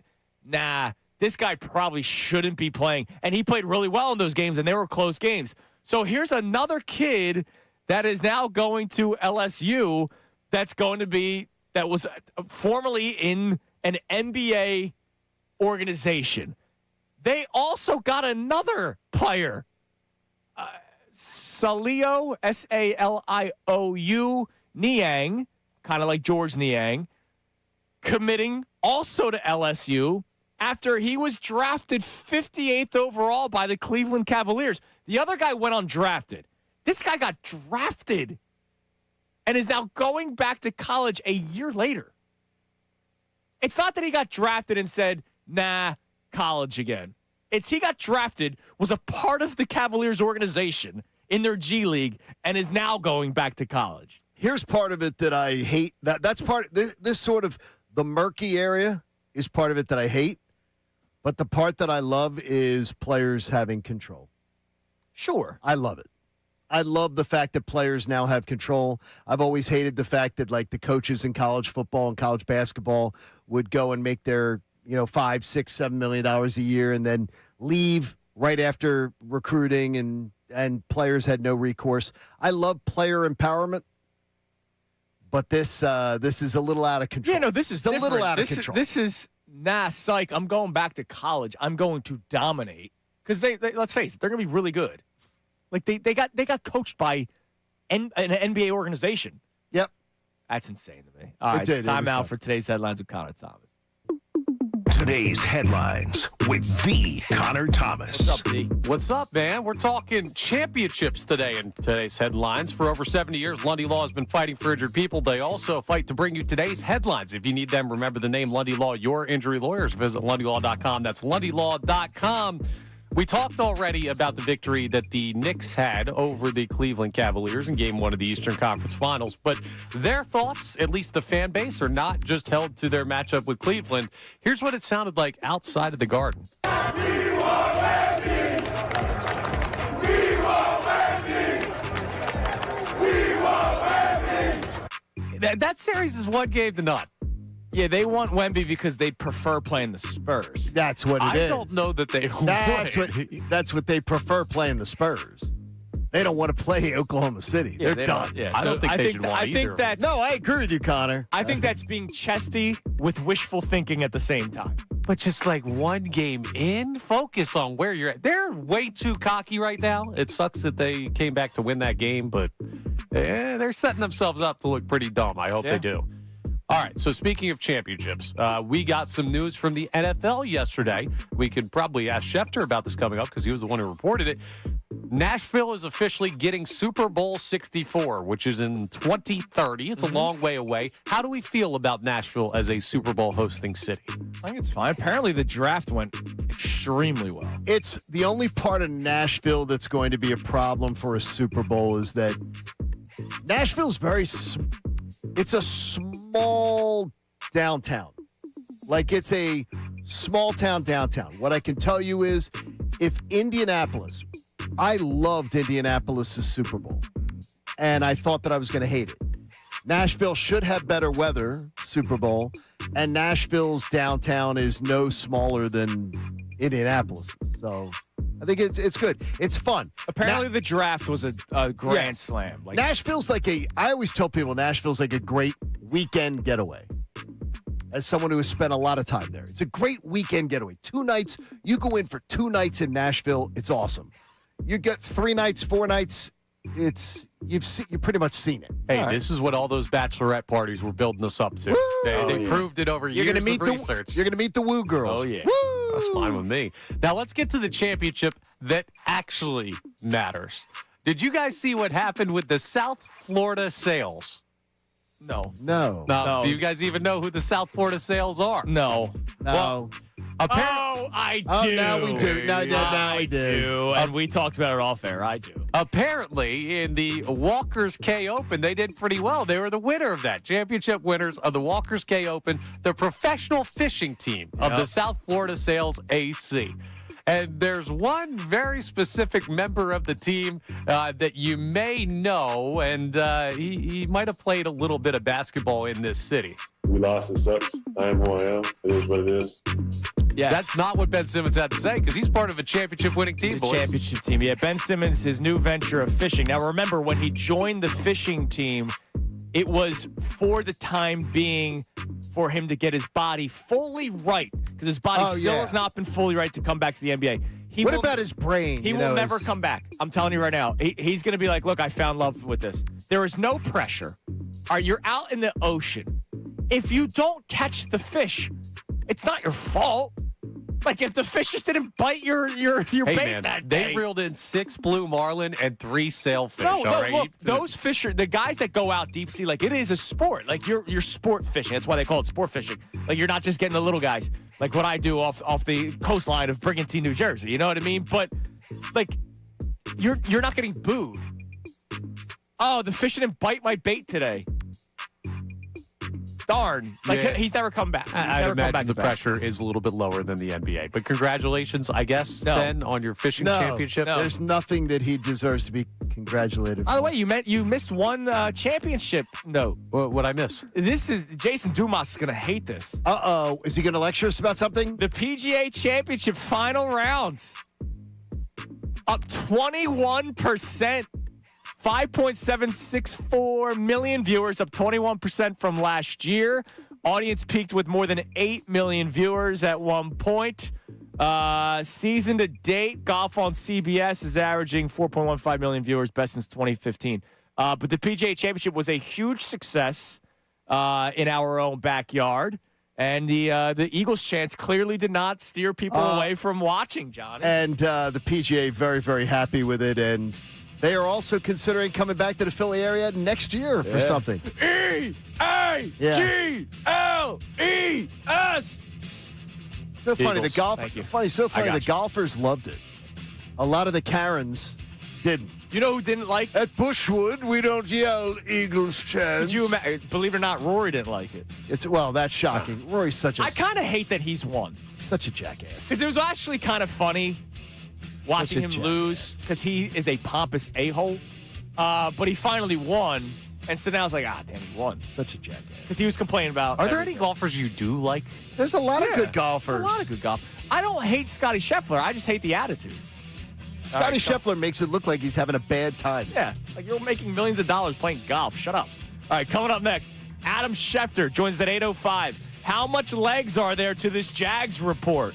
What about the Rams? Is there a sweepstakes for A.J. Brown now? We find out next here on The Fanatic.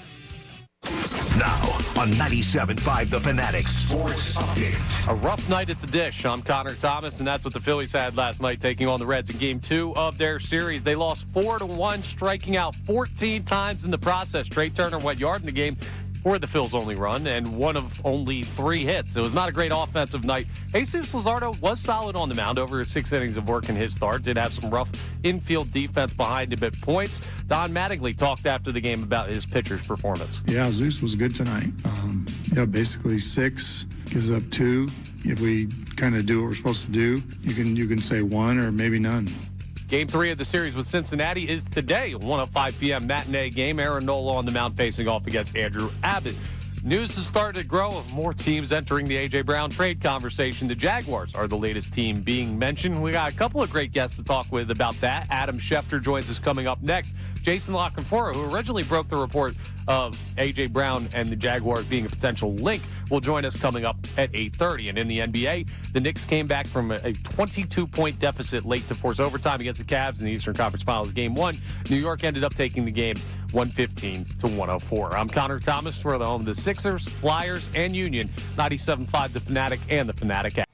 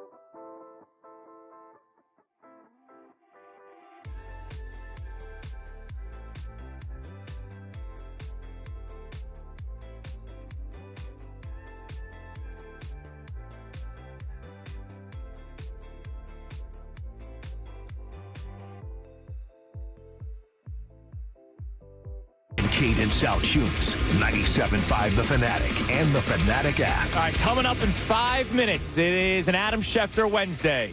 Jason La Canfora joins us at 8:30. Before we speak to Jason, we speak to Adam. We'll ask Adam his thoughts on La Canfora's report. Quote, another personnel exec mentioned Jacksonville as a potential fit for Brown. Jags receiver Brian Thomas Jr. has regressed and been subject of trade rumors, and 2025 top pick Travis Hunter is going to be playing way more cornerback than receiver moving forward, and a vet like Brown could help fill a void there.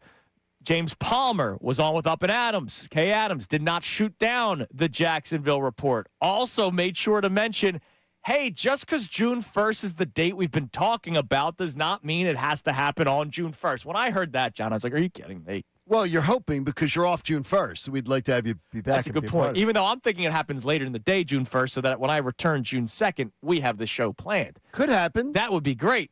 Or does this all of a sudden happen June 10th or June 20th? And you're going, what the hell? I thought this was happening June 1st. Mike Garafolo would not be surprised if the Rams re-engage in talks with the Eagles. One of our questions for you is, are you even listening to an offer from the Rams? Because you would be trading A.J. Brown to one of your top competitors in the NFC. Not in your division, but in your conference. And it's been a great day of conversation. Connor, what do we have on the text line? 610-632-0975. Davis Honda text line. You can feel the Davis difference. We'll get a text And then I got to tell you about an insane Twitter account that I just stumbled upon before we get to Schefty. This texter brings up an interesting comparison for A.J. Brown. He says Randy Moss had 2 terrible years with the Raiders, gave up on them too. The Patriots trade for him, and he puts up 23 touchdowns in a situation he wanted to be in. If A.J. Brown goes to the Rams, he would put up numbers. I think he would put up numbers. Now, then again, of course he would. Randy was the guy in New England. They had great players, role players around him. AJ would not be the guy every week in LA, which that's kind of what started this problem because earlier this year, Devontae was the guy for a couple weeks. Dallas got, they were going to career-setting record seasons for them. Yes. Individual. And then AJ started. But it's relative. Like Randy had an incredible year, but the 2 previous years, I went and looked it up when that text came in. He had 8 touchdowns and then 3 touchdowns in the 2 years in Oakland. And then he goes and gets 23 with New England. Was that Carson Palmer Raiders? It might have been. I'm trying. That could have been. It could have been. Let's see, 2005. Well, I think it might have been injured. No. Palmer was because much he was later still than that. he was still there. Yeah, he was still with the. Kerry Bengals. Collins. That's terrible. In 2005, Got a Penn State quarterback. and then in 2006, multiple Andrew Walter. Oh my gosh. Aaron Brooks. Yeah. Yeah, it's bad. That might be why he didn't have that great of a time in Oak. That's terrible. Yeah, that's probably a solid explanation for that. And for all the Jalen Hurts detractors, Hurts is better than all those quarterbacks There that you we go. just talked Probably about. combined.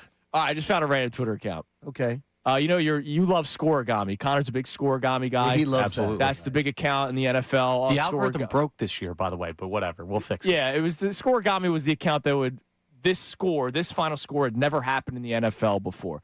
There is a Pitchergami account.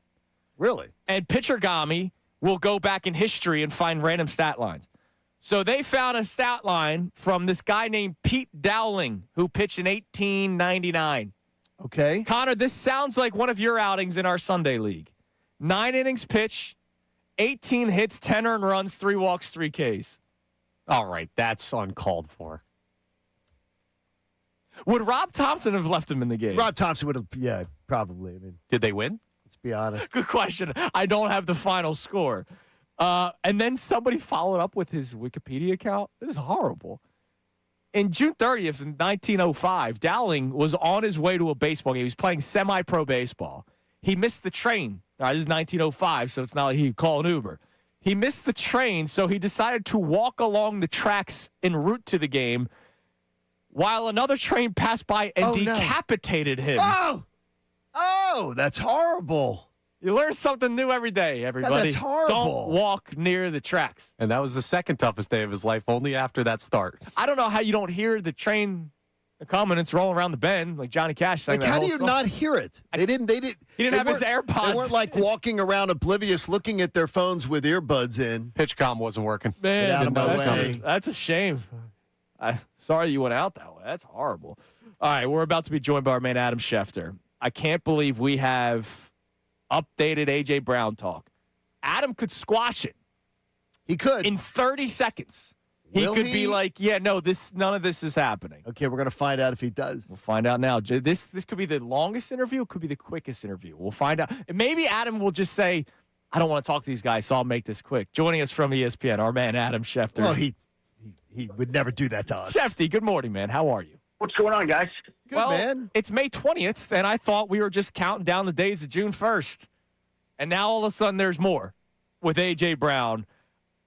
Adam, have you heard that other teams are climbing back into the mix for A.J. Brown, or is it still just the New England Patriots?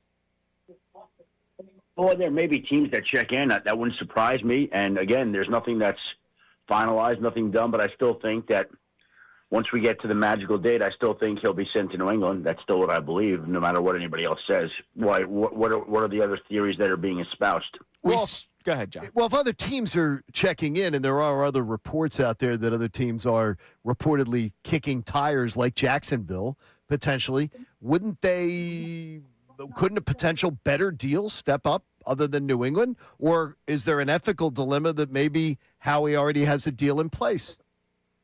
No. That's not the case. Look, they had all off season to go make a deal, and there were a lack of teams stepping up. So could it be that on May 20th that another team all of a sudden comes out of the woodwork and steps up and makes an offer when the Eagles have known what's out there all along? I mean, yeah, like some team could decide, you know what, let's go all in on A.J. Brown now. That always could happen, but that would be unusual and unlikely. So I don't expect that to happen. I don't think anything has changed. I'm sure there are other teams that, quote unquote, kick the tires, as you're saying. I still don't expect it to go any other way than the way we've been talking about. So, Schefter, the two teams that are being talked about, John just mentioned Jacksonville, and the Rams have popped up as well. So which team between Jacksonville and Los Angeles would be more likely to make this more difficult for New England, in your opinion, in your reporting? Well, the Rams aren't happening. They had their chance. They decided to move on. Again, I guess they could always come back in, but I don't expect that to be the case based on what I've known before. So Jacksonville would be an option. I don't expect Jacksonville to be the case. I don't know who's reporting this, so I don't know what it means. I mean, do you want to hear the names? I mean, I could tell you. I could tell you the names. That doesn't matter to me. I'm not trying to pick apart somebody's report. I still expect it to go the way it did. But who's reporting it? I'm just curious. I haven't heard any of it. Jason La Canfora is saying the Jacksonville Jaguars is a team to keep an eye on. Mike Garafolo, as recently as yesterday on the Rich Eisen show, of course, with ESPN Radio, saying that it was very close with the Rams, as you have mentioned as well. He would not be surprised, like you were saying, if they made the call again in the near future. That maybe so. Like I said, I'll stick to my guns, and I haven't wavered one bit. And I haven't wavered one bit in about 6 weeks. Obviously, went back and forth in this early on. Mm-hmm. We were trying to figure out what they would do, but I think I've been pretty steadfast all along for the last 6 weeks in saying I believe he's going to get traded. I believe he's going to get traded to New England. Are you surprised there isn't more of a market for a player like A.J. Brown?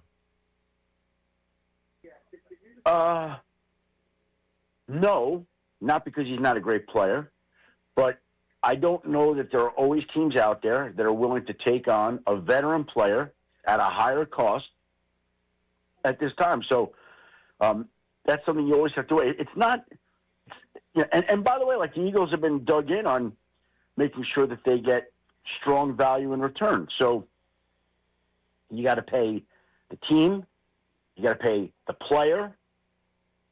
It's not an easy combination to pull off. So, no, I'm not surprised by it. That's no. Like, by the way, like Dexter Lawrence, good player. Mm-hmm. Kind of expensive, veteran. How many teams were there out there willing to go trade a first-round draft pick and be willing to pay Dexter Lawrence? How many were out there that were willing to do that? One. Okay, how many teams have been out there willing to trade for A.J. Brown? The Rams were kicking the tires on this. And in mid-March, they decided to go a different direction.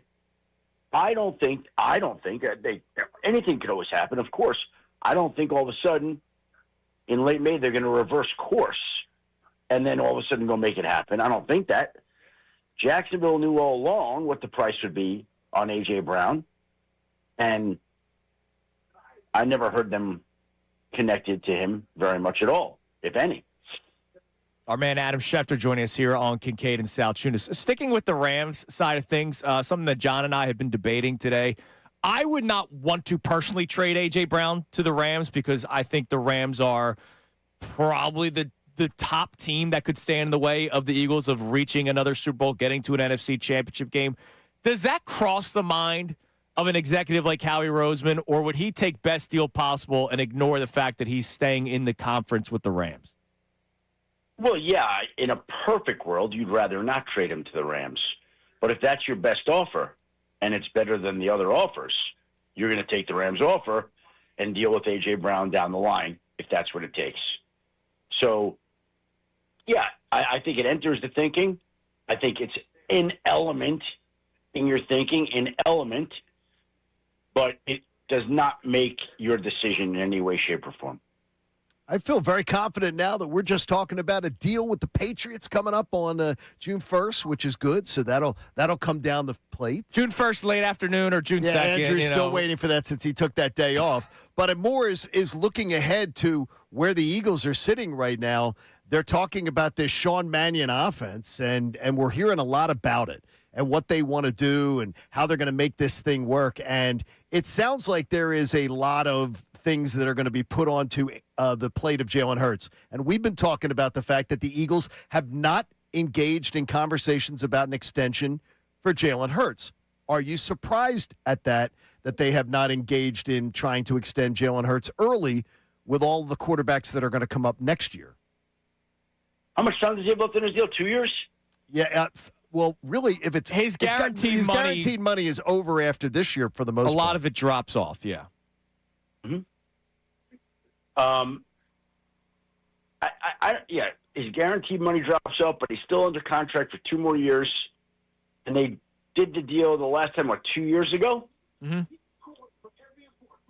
They did it 2 years ago. They're coming off a disappointing season that cost coaches jobs. Now would not seem to be, this is not a reflection on Jalen Hurts, but now would not seem to be the time that you're looking to extend some of the players. But again, if there were a favorable deal, I'm sure they'd be open to it, but that has not happened. I'm not surprised by it. Let's go play it out. And if Jalen Hurts plays the way he has, he's going to kill it after next season.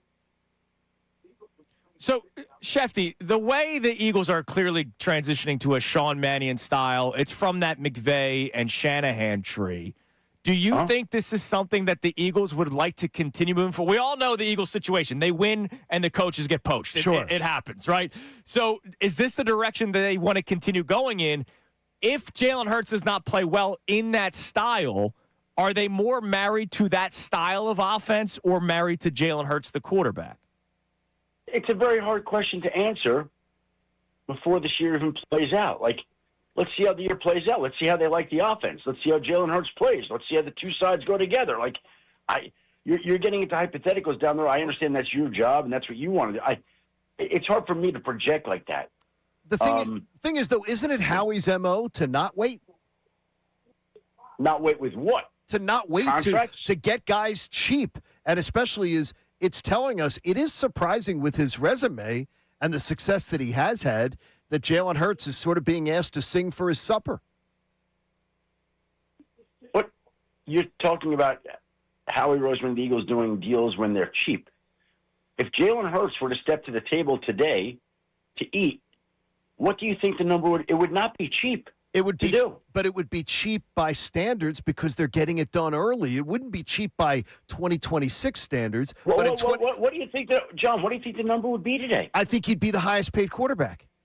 But in that's not cheap. But in 2028, we'd be saying, "Wow, look at all these other guys that have gotten paid. Jalen Hurts is a bargain." Who's getting paid in 20? Who's coming up the quarterback position that's getting paid? Lamar Jackson Lamar's going to be the big one. All of the second quarterbacks now of this new crew that is going to come up. Yeah, like the Caleb Williams, Jaden Daniels, Drake they're all May, going to come up. All those guys. They're still 1 full year away before they can get paid, and they'll have a year and a fifth-year option left in their contract. So yes, they can get paid. But are they going to get paid maximum value? I don't know. We're going to see quarterback salaries, of course, rise. But when you're paying the quarterback, they're already paying the quarterback. You budget for that. The cap's going up. That's not where you're looking to save your money now. I think with the questions that are out, I think it's okay to be patient there. Okay. I just think it's okay to be patient. Let's see how Jalen likes the offense. Let's see how the offense responds with Jalen. Let's see how this plays out. I don't think they're in any rush. Yeah. I don't think they're when you identify a great young player who hasn't been paid, that's where you save the money. That's where you save. And maybe you'd save some money at quarterback, but you're paying your quarterback. So big deal. Let's make sure this is working out for both sides the way we want it to be. So that's kind of how I feel about it. All right, last thing, Schefty. You, like you said at the beginning, you are sticking with your guns. Patriots most likely destination for A.J. Brown. with these other teams potentially kicking the tires, do you believe this could delay things a little bit, or are you still expecting June 1st or June 2nd for the trade to go down of A.J. Brown? I've said I'm sticking to my guns. I've said all along I expect that trade to be on or shortly after June 1st. I don't think anything has changed. Look, I got called this week to do a golf trip with one of my friends. He called me like an overnight golf trip. I'm like, when is it? He said June 2nd. I'm like, June 2nd. So June 2nd and 3rd. He said, yeah. I said, okay, well, let's. I am willing to roll the dice. And I told the guy I'm going to join him and his friends for 2 days of golf on the 2nd and 3rd, which, by the way, we'll have to either move up my hit that Wednesday to either that Monday on the 1st. We'll do whatever you need. Yeah, that first. We'll do it on the 1st. We'll do it on the 1st. Anyway, I told him I would come. So, based on what I'm doing, that should tell you that I feel like that I expect it to be earlier rather than later. All right, so June 1st after 10 o'clock in the morning. Thanks, Schefter. We appreciate the time. We want it on this show. We want it on this show. No, you get speculation day and then reaction day the next day. We want breaking news on this show. Schefter, you're the man, and we'll talk to you again next week. Thanks, Adam. Thanks, guys. Have a great week. There he is, Adam Schefter. All right, that's all you need to know. He's going on a golf trip June 2nd and June 3rd. Yeah. It's happening on the 1st. And he's sticking with New England. It's this, and I said it in the beginning of the show, this felt very much like Howie last second. Let me send a few texts out there. Can I get can we get a little fake interest out there? Squeeze the juice out of the lemon a little bit more. The golf trip is the biggest thing. He's going on a golf trip That's June the 2nd, big, honestly, 3rd. that we broke news. Adam Schefter is going on a golf trip June 2nd, June 3rd. And 3rd, which means the trade will go down on June 1st. He knows it. Breaking news here on Kincade and Salciunas. That's all you need to know. Austin Jones, you got to send that one out. I think that works out great. Now I want to know where he's golfing. And I love there's going to be at least one comment will be, what does Schefter know? What does Schefter know about anything? And AJ doesn't even want to leave, and the media's running him out of town. All right. Do we have any debate day topics that have come in? Today's debate day. We do this every Wednesday moving forward, week 2. Debate day, whatever you're debating with your buddies, your friends, your family, whatever, we try to settle or further. What do we got? Yeah, so this texter checks in. Mike from Virginia and says, this isn't sports, but my buddies and I are all newish homeowners and going nuts with all the repair and appliance bills. We're arguing like mad over buy versus rent.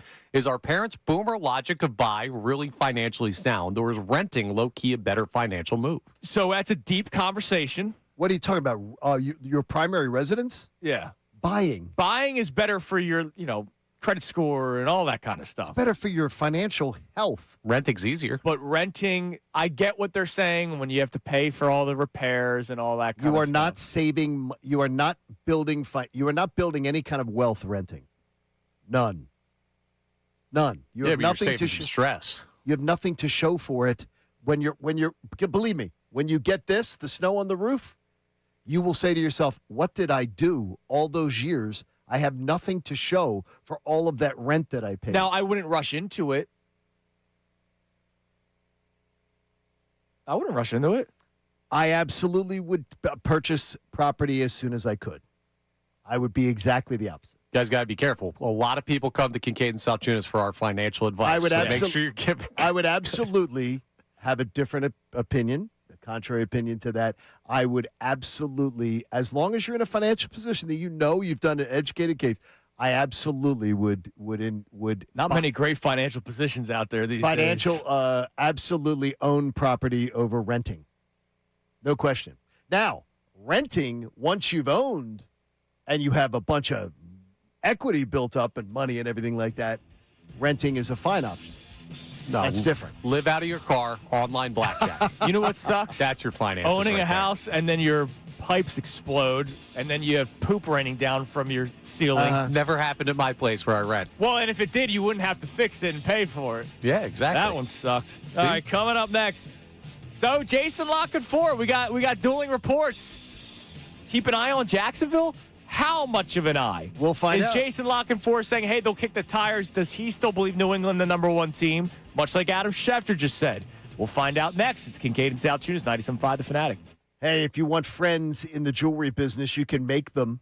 Go to Benari Jewelers in Exeter, Newtown Square, or online at BenariJewelers.com just to get an idea of what they've got for you. And I can tell you what they have are showcases that are filled with the most sought-after bridal designers, all the names she knows from her Instagram account.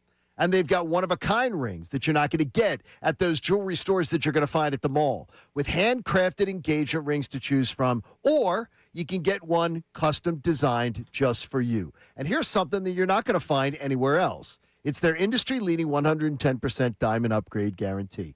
That is correct. From the day you buy your diamond, it's worth 110% more when you go to upgrade it.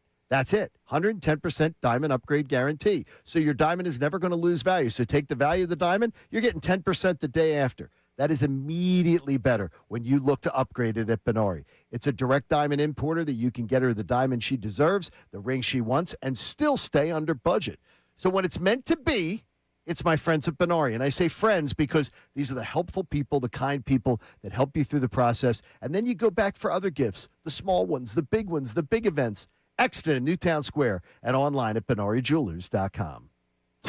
Now on 97.5 The Fanatic Sports Update. A quiet night for the Phils. I'm Connor Thomas, and the Phillies got shut down by the Reds last night, losing 4-1, striking out 14 times in the game. Trey Turner did homer for the lone run, but it was one of only 3 Phillies hits.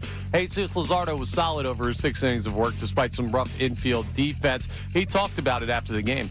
Not bad. I feel like I kept us in the fight. Kind of, got through a tough fourth there. I mean, didn't let it spiral out of control. Had some traffic throughout the game, but I felt like we handled it pretty well. It was encouraging from him, but not much else in the game was. They've got a chance to bounce back in Game 3 against Cincinnati today. 1:05 p.m. first pitch. Aaron Nola on the mound against Andrew Abbott as the Phils look to win another series. News is starting to grow. More teams entering the A.J. Brown trade conversation. Jaguars are the latest team being mentioned. Jason LaCanfora was the person who originally had that report. He will join us coming up next. We just talked to Adam Schefter and said he still expects things to go on with New England, so we'll see how this plays out. In the NBA, the Knicks came back from a 22-point deficit late to force overtime against the Cavs last night in Game 1 of the Eastern Conference Finals. New York ended up taking the game 115-104. This update is brought to you by Nifty 50s. Hundreds of award-winning shakes, juicy burgers, and fresh-cut fries. That's Nifty 50s. 10 area locations, no fee delivery on the app. Nifty 50s. Taste the memories. I'm Connor Thomas for the home of the Sixers, Flyers, and Union. 97.5 The Fanatic and the Fanatic app.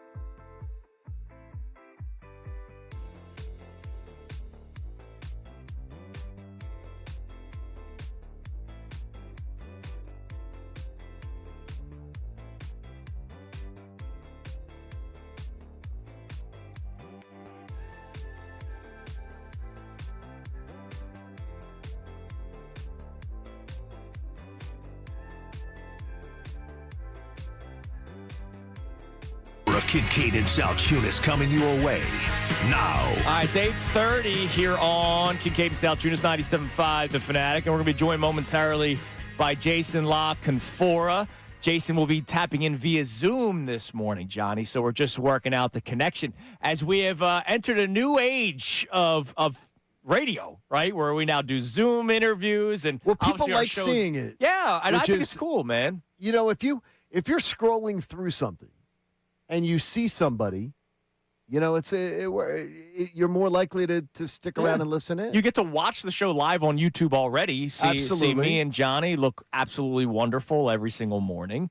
Not many shows in this market can look this good. Damn right. And now we're Let's starting to just be get honest. guests on, and it's a little bit different in the morning because people are doing their thing, getting their days ready and whatnot. So we'll be joined by Jason momentarily as he put out the report that the Jaguars could be a team that might kick the tires on the A.J. Brown situation. Travis Hunter, the player that they traded up for in 2 drafts ago, he's the dual threat wide receiver and corner. They're going to focus mainly on cornerback this year, which is why I thought it was a dumb trade to begin with, to trade up, all that for him. They're now going, oh, wait, we have a quarterback, a head coach that is supposed to be an offensive guru. Our very high-priced quarterback finally showed that he might belong in the NFL with the hype that he's been getting, and now we might be losing one of our weapons because Travis Hunter is going to be focusing mainly on defense. And he's up, ready to go, Johnny. We welcome in Jason La Canfora, host of the Daily Flock Show, which is presented by FanDuel. My friends over at FanDuel, Johnny. You guys are like family then. Hell You're yeah, related we are. to Jason. Me and Jason are basically cousins. What's up, Jason? Good morning. Hey, what's going on? I hope that doesn't mean I have to cut you out like most of my family. No, we're good. We're good. And FanDuel's been good to me. Damn right, so FanDuel's the best. Family. We're family. Cheesesteaks for all. There we go. Hell yeah. So, Jason, look, you put out the report about Jacksonville, and your reasoning makes total sense. Travis Hunter is going to be focusing mainly on defense. Brian Thomas Jr. did not have the season that he had his rookie year going into year 2. When you mentioned Jacksonville checking in, are we talking about Jacksonville checking in like, hey, they'll make a phone call, or are they really interested in trying to land A.J. Brown via trade? That general manager's under a little bit of heat there. He's a young guy. A lot of what they have that's working for them was sort of inherited from that Trent Baalke, that regime that went on too long. But still, it was a weird draft. And look, they're doing self-scout there, and they're trying to figure out how do we not become one of these teams that takes a leap forward when there's no expectations and then fall back, right? We've seen that happen to Washington last year. We've seen that happen to the Houston Texans. And so, can we just bank on this mix and player development and year 2 in the system is going to be better than year 1? Or might we need to look at some different athletes and look at people with a different skill set? And particularly in this case, look at somebody who's won, right? Because next year, if we win 12 games or whatever, I don't think they're going to win as many as they did last year. But if we win that division and we go out in the playoffs, nobody's going to be, giving us attaboys. And that owner's owned that franchise for a long time now. Shad Khan's had his hands on that for a long time. There's really been no discernible playoff moment, right? There's not even a play or a situation. I mean, I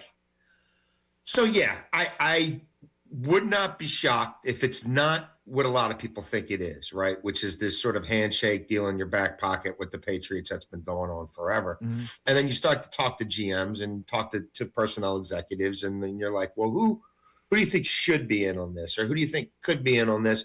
Or who do you think will make a phone call or two before that New England thing is consummated, if it is consummated?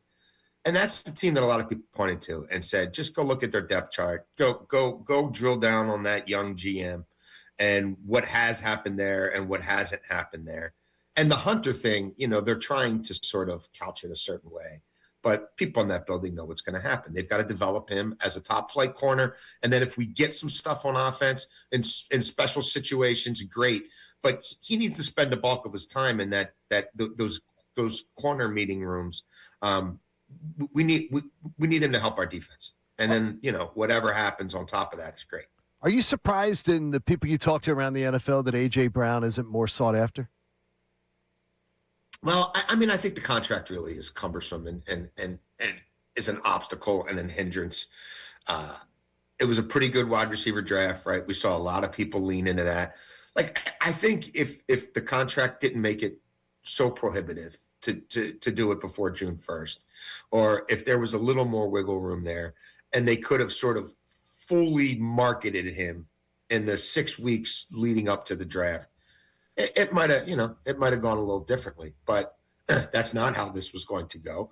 And I don't even know that internally, as much as, yes, someone could have blown them away, in the middle of March or the middle of April. But I don't really know that Howie would have a full understanding of his value until we saw the rest of the roster without him.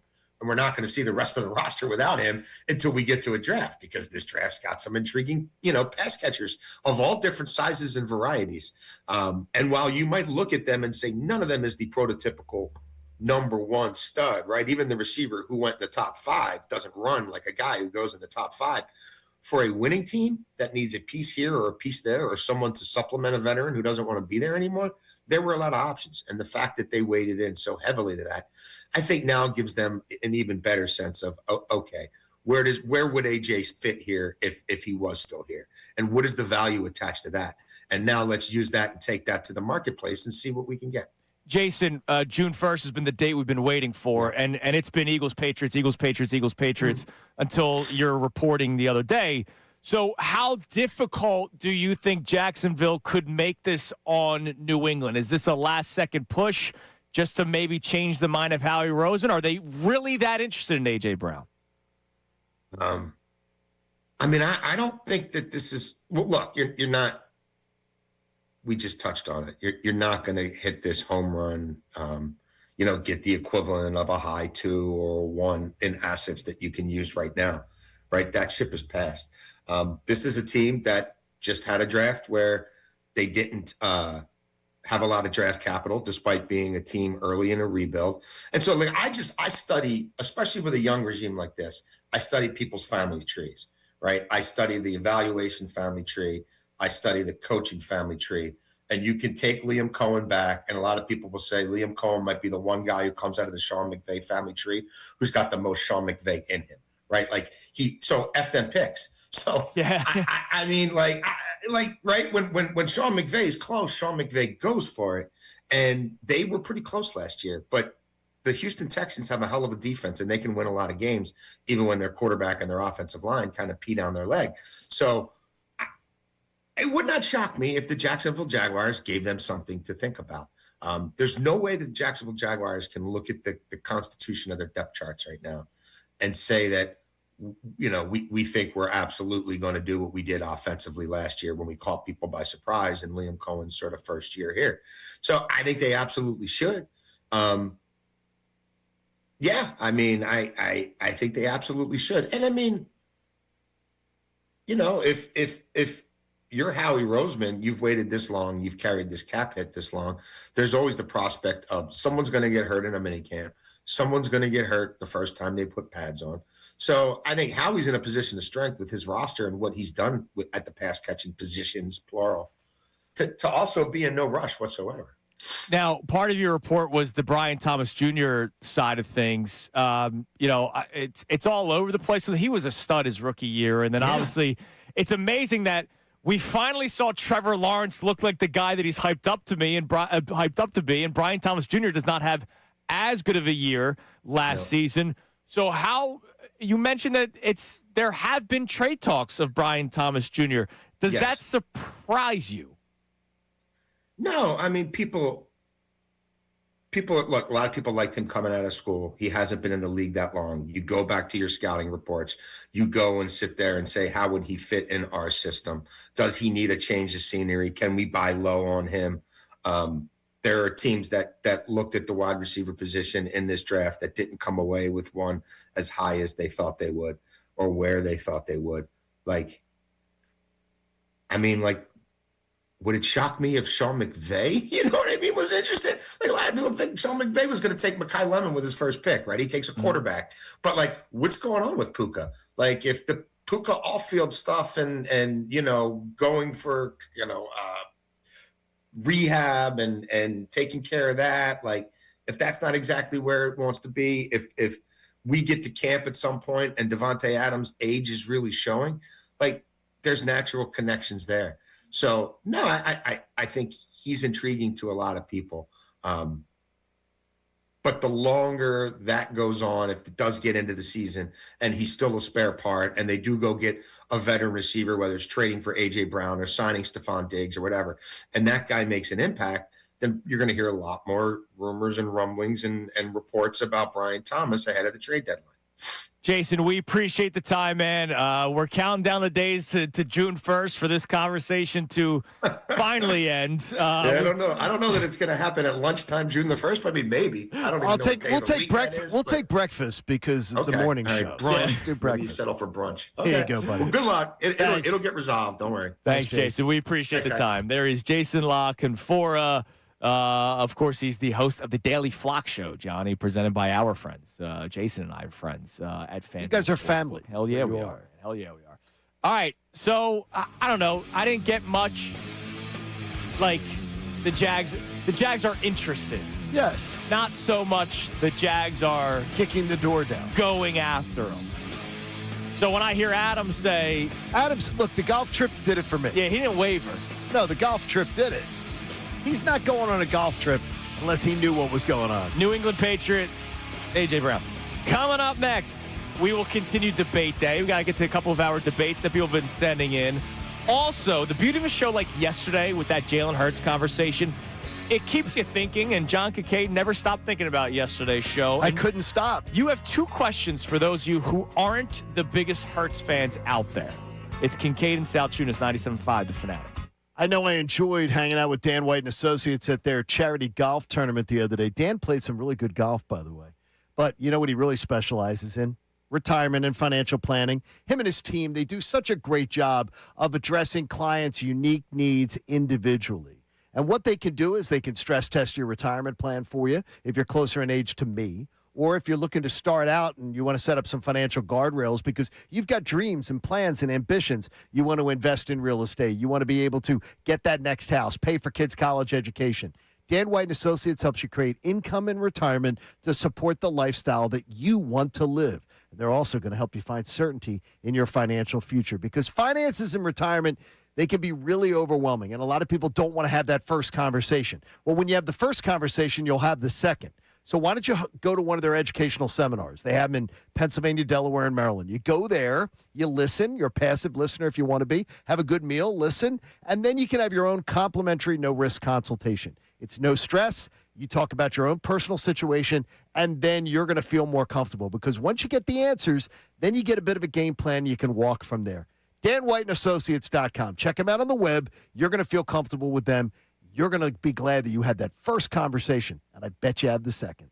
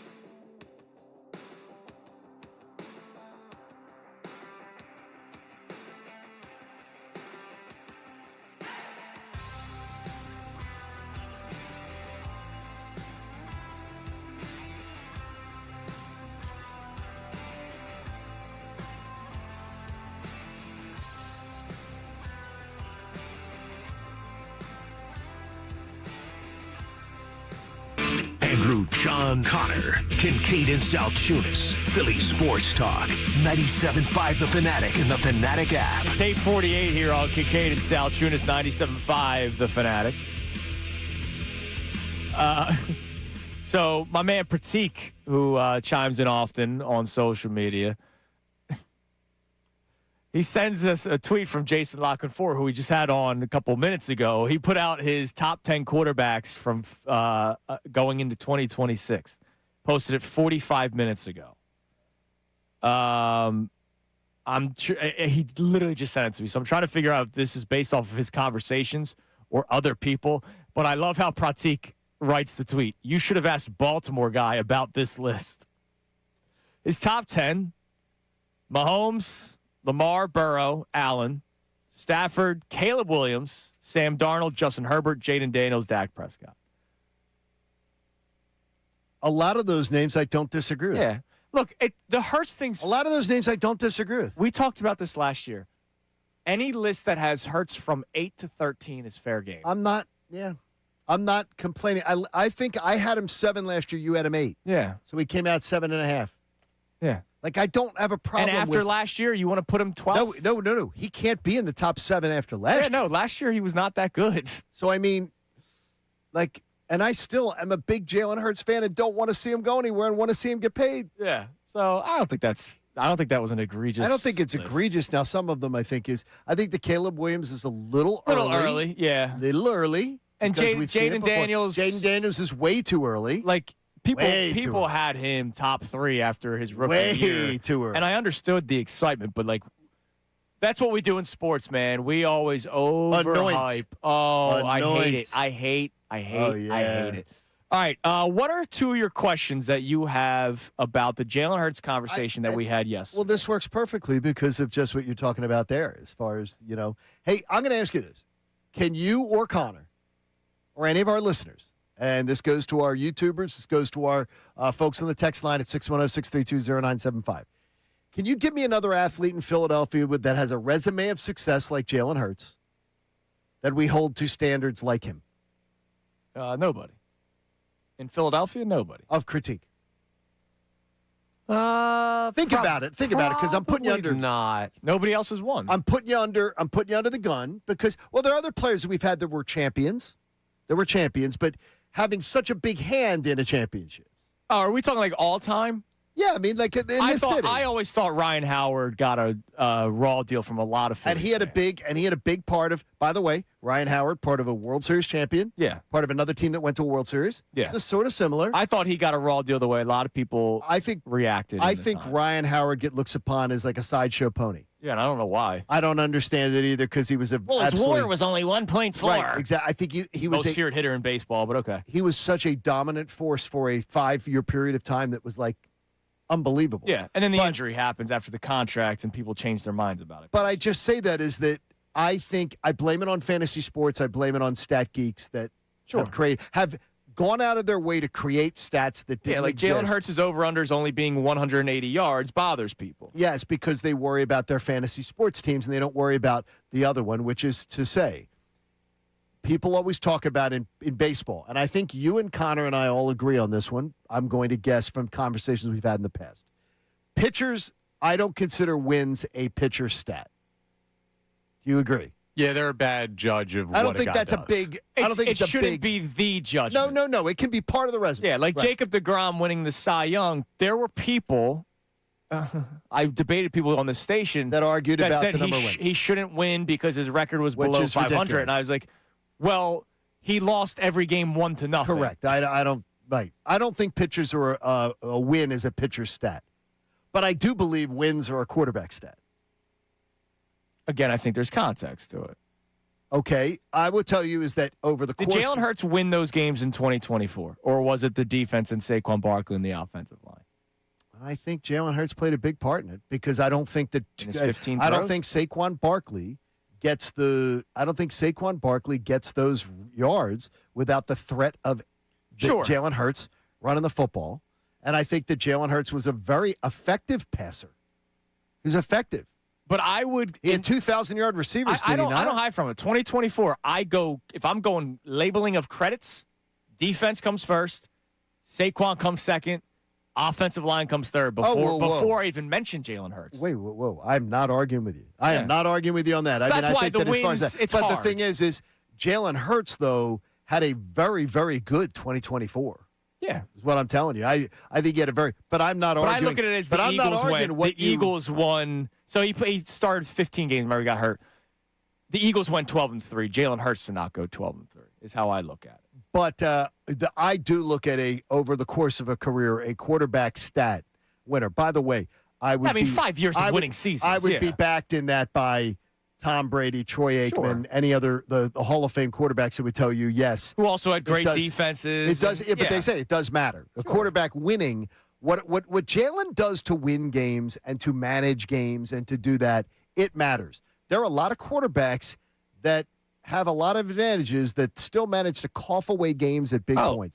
We've talked about this. Games. We've talked about this on the air before. One of the most incredibly talented arms that I ever will stand by is Jay Cutler. Oh my gosh! And that guy was. He had a great arm. He had a great arm in college. He finished 74 and 79 in his career. Like he's the reason why he led the league in interceptions twice. Like he's the reason why they lost games a lot of the time. He screwed himself. Yeah. And you're too young to remember Jeff George was a quarterback that had a great arm. And it absolutely just. But then Matthew Stafford, I don't think the Lions had bad years because of Matthew Stafford. No, but Matthew Stafford did. He was a bit of a I don't know, gunslinger at times. I mean, I'm going to tell you this flat out. There are times where a great quarterback in Brett Favre cost his team with some of the most stupid throws I've ever seen in my life. Yeah, sure. That Eagles game, the interception he threw to Brian Dawkins to send the Eagles to the 2004 it was horrible championship game was as horrendous as it ever could be.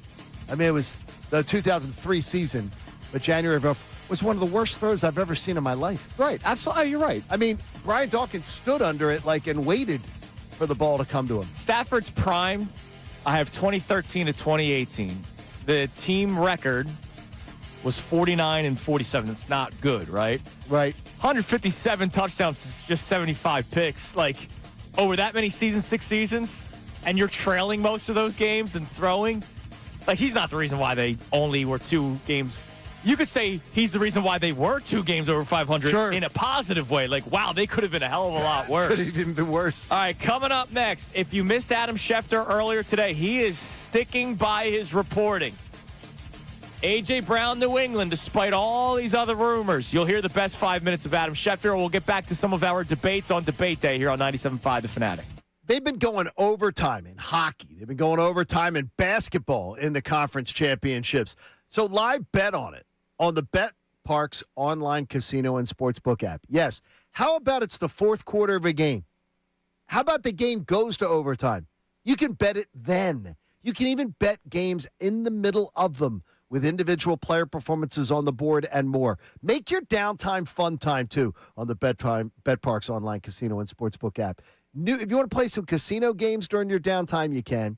And you get 250 bonus spins on the hot online game, The Sweetest Collect 'em. Plus, you can get up to $1,000 in bonus back in your first 24 hours. So you play all your favorite casino games when the games aren't on. Plus, play hundreds of hot online slots. Plus, bet all your favorite sports right there on your phone. The Bet Parks online casino and sportsbook app is so easy to use, so easy to fund your account, and more importantly, so easy to get paid when you win. And there's always another way to win. You got to be 21 in Pennsylvania, Jersey, Michigan, or Maryland. New users only. Terms and conditions apply. See betparts.com for details. Should you have a gambling problem, please call 1-800-GAMBLER. Now on 97.5 The Fanatic Sports Update. A 3-hit night.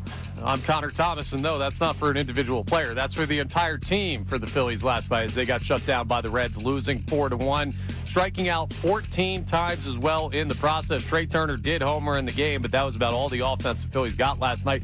They did get some solid pitching out of Jesus Luzardo, went 6 innings, and was a little bit of a detriment of some rough infield defense. Don Mattingly talked about Luzardo after the game. Yeah, Zeus was good tonight. Basically 6, gives up 2. If we kind of do what we're supposed to do, you can say 1 or maybe none. But unfortunately, it was not enough for a victory for the Phils. Their 5-game winning streak comes to an end. Game 3 of the series with Cincinnati is today at 1:05 p.m. They can still win the series. Aaron Nola is on the mound facing off against Andrew Abbott. News is starting to grow with more teams entering the A.J. Brown trade conversation. Jaguars are the latest team being mentioned. We talked to Adam Schefter about that earlier. Here are the best 5 minutes of Adam Schefter coming up next. In the NBA, the Knicks came back from a 22-point deficit late last night to force overtime against the Cavs. New York ended up taking Game 1 of the Eastern Conference Finals 115-104. This update is brought to you by Mattress Firm. Waking up drained? Mattress Firm sleep experts will help you find the right bed for deeper rest at the Memorial Day sale. Mattress Firm, they make sleep easy. I'm Connor Thomas for the home of the Sixers, Flyers, and Union. 97.5 The Fanatic and the Fanatic app.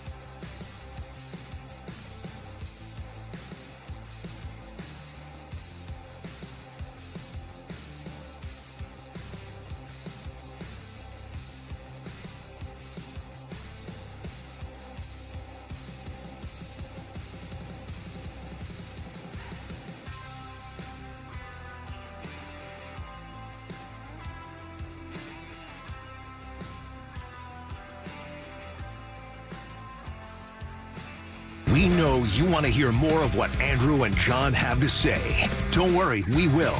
But first, let's hear what they got into earlier today on Kincade and Salciunas. Would you allow A.J. Brown to go to the Rams?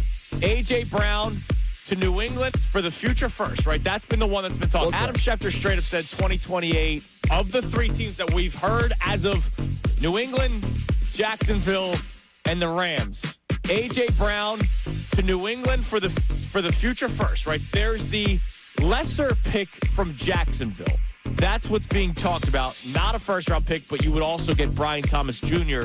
Now we're talking Patriots, Jags, and the Rams might re-engage. This city would lose their mind if he goes to the Rams. I can't see that happen. I'm sorry. This is one of those. Wait a minute, whoa.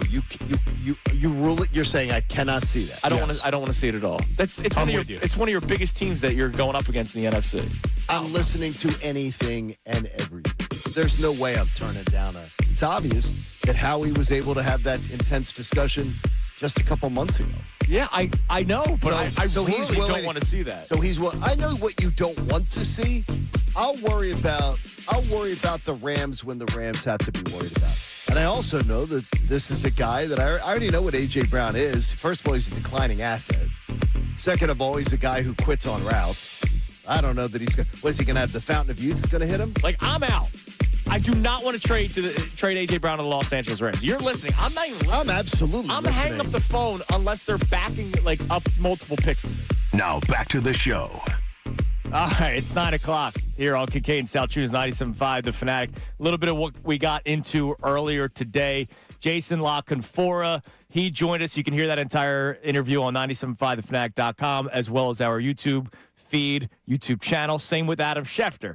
Now, Schefty, not really of the same belief that other teams will be that active. He says, yeah, they might kick tires. You'll hear our best 5 minutes of Adam Schefter in a few minutes. But Jason La Canfora was the one that kind of got this conversation started. A few days ago, he reports that the Jags might be in on it. Mike Garafolo, then yesterday on Rich Eisen, said that the deal with the Rams was very close. He believes that they will revisit conversations or would not be surprised if they revisit conversations. June 1st is right around the corner. Is it as sold that the A.J. Brown destination is New England? We'll see. Adam Schefter's still backing up that report, though, that he thinks it's going to be New England. Adam Schefter did more than that. He told us flat out he's going on a golf trip June 2nd and 3rd. Yeah, so it's going to happen on the 1st. Adam Schefter, who, not to toss his business on Front Street, who makes $8+ million a year, is not taking off June 2nd and 3rd if he thinks that an A.J. Brown trade is going down June 2nd and 3rd. He thinks he's going to be on NFL Live that day. He thinks he's going to be on SportsCenter that day. He thinks he's going to be on talking about an A.J. Brown trade that day. That is my read on it, and I fully believe it. Now, if it doesn't happen June 1st, that means it's happening June 4th. Could that be the case? Then too? he's going to say, hey, let's hold off. Could you please hold off? You can't do that to your buddies. Yeah, don't do that. You can't cancel the golf trip one day before the golf trip. That would suck. You absolutely can't do that. That would suck. The other conversation that stemmed from this is the Rams discussion. Now, look, it might not be likely that the Rams will actually be that serious in talks for A.J. Brown, but Johnny and I have been debating this pretty much all morning. Let's check the poll of the day brought to us by Dr. Avidan Appel and Iron Mountain Men's Health of whether or not you're willing to trade A.J. Brown to the Rams. Like, I am hang up the phone. You just heard it in the Right. earlier today clip. Because even though everything that you've said about A.J. Brown is not incorrect, it's just I know that he's still got talent, and I know that Rams offense would probably benefit from having an A.J. Brown on the field. Yes, could there be issues if he's not getting the ball enough? We just lived it. I know it. But I'm not betting on, if he goes to the Rams, it's going to fall apart for the Rams. I fear more so if he goes to the Rams, it's going to be really good for them. And that's the team that, even though the Seahawks won the Super Bowl, I will still go into the season with the most fear of in the NFC being Los Angeles. I'm out. I'm hanging up the phone. What's the poll saying? Our poll, are you willing to trade A.J. Brown to the Rams? 40% saying absolutely not. So 4 out of 10, no, say say nothing. 33% saying I'll listen, and 27% saying yes. Okay, so 60% say they're not hanging up the phone. But 4 out of 10 saying they'll hang up the phone is closer to what I thought. It's still a little less than what I thought. Now, I thought you guys were going to get, like as I said, around 52%. We're going to say hang up the phone, don't listen. And then the other percentage was going to be made up of the two other options. So some of the responses to it, Mike chimes in, says, yes, obviously, if they're offering the best deal. And there's a lot of people, you look That's at it what that I'm saying. way, too. Absolutely. But what deal are we talking? Buzz Lightyear has chimed in on Thanks, Buzz. Twitter. He says, we would need a Devontae Adams and the first in the deal for me to start the conversation. I don't think you would be getting both. For A.J. Brown? I mentioned Michael, who said 2 first-round picks. So for the I'll listen crowd, like how serious are they being about the I'll listen? JD chimes in, the Rams are our primary competitor annually, with either the Eagles or the Rams typically taking the lead in the NFC. The Patriots would have been an appropriate selection. However, recent events have prompted me to reassess my previous position. The conduct of Boston supporters has been quite disheartening. Despite my current sentiment, I must acknowledge that Robert Kraft is a formidable figure. I mean, people. What is that guy, a lawyer? Yeah, it's I got to very- tell you, people think A.J. Brown, though. People are way off on what A.J. Brown, what the NFL thinks of A.J. Brown. What do you Where mean by people are way off? Where people are thinking you're going to get a pick and you're going to get Devontae Adams? Oh, yeah, no. Well, then that's what are you smoking? But people are saying that he's still a top 10 wide receiver. I don't think he's way better off. he's better than Devontae Adams. Yes. I'll give you that. But you're not going to get. We've already had. I'll take him for Puka Nacua. What are we doing? What are we doing now? Hey, we had the guy. shows up. We had the guy who said he was a top 5 wide receiver in the NFL. He has not been a top 5 wide receiver. You can argue he may not have even been a top 5. Maybe one of his years here in Philly has been a top 5. One of at least years. twice he was. He was very, very good. It's great. He's had a great season. By the way, there's one thing I meant for you yesterday. I meant on one conversation we had yesterday about remember the whole bye week thing?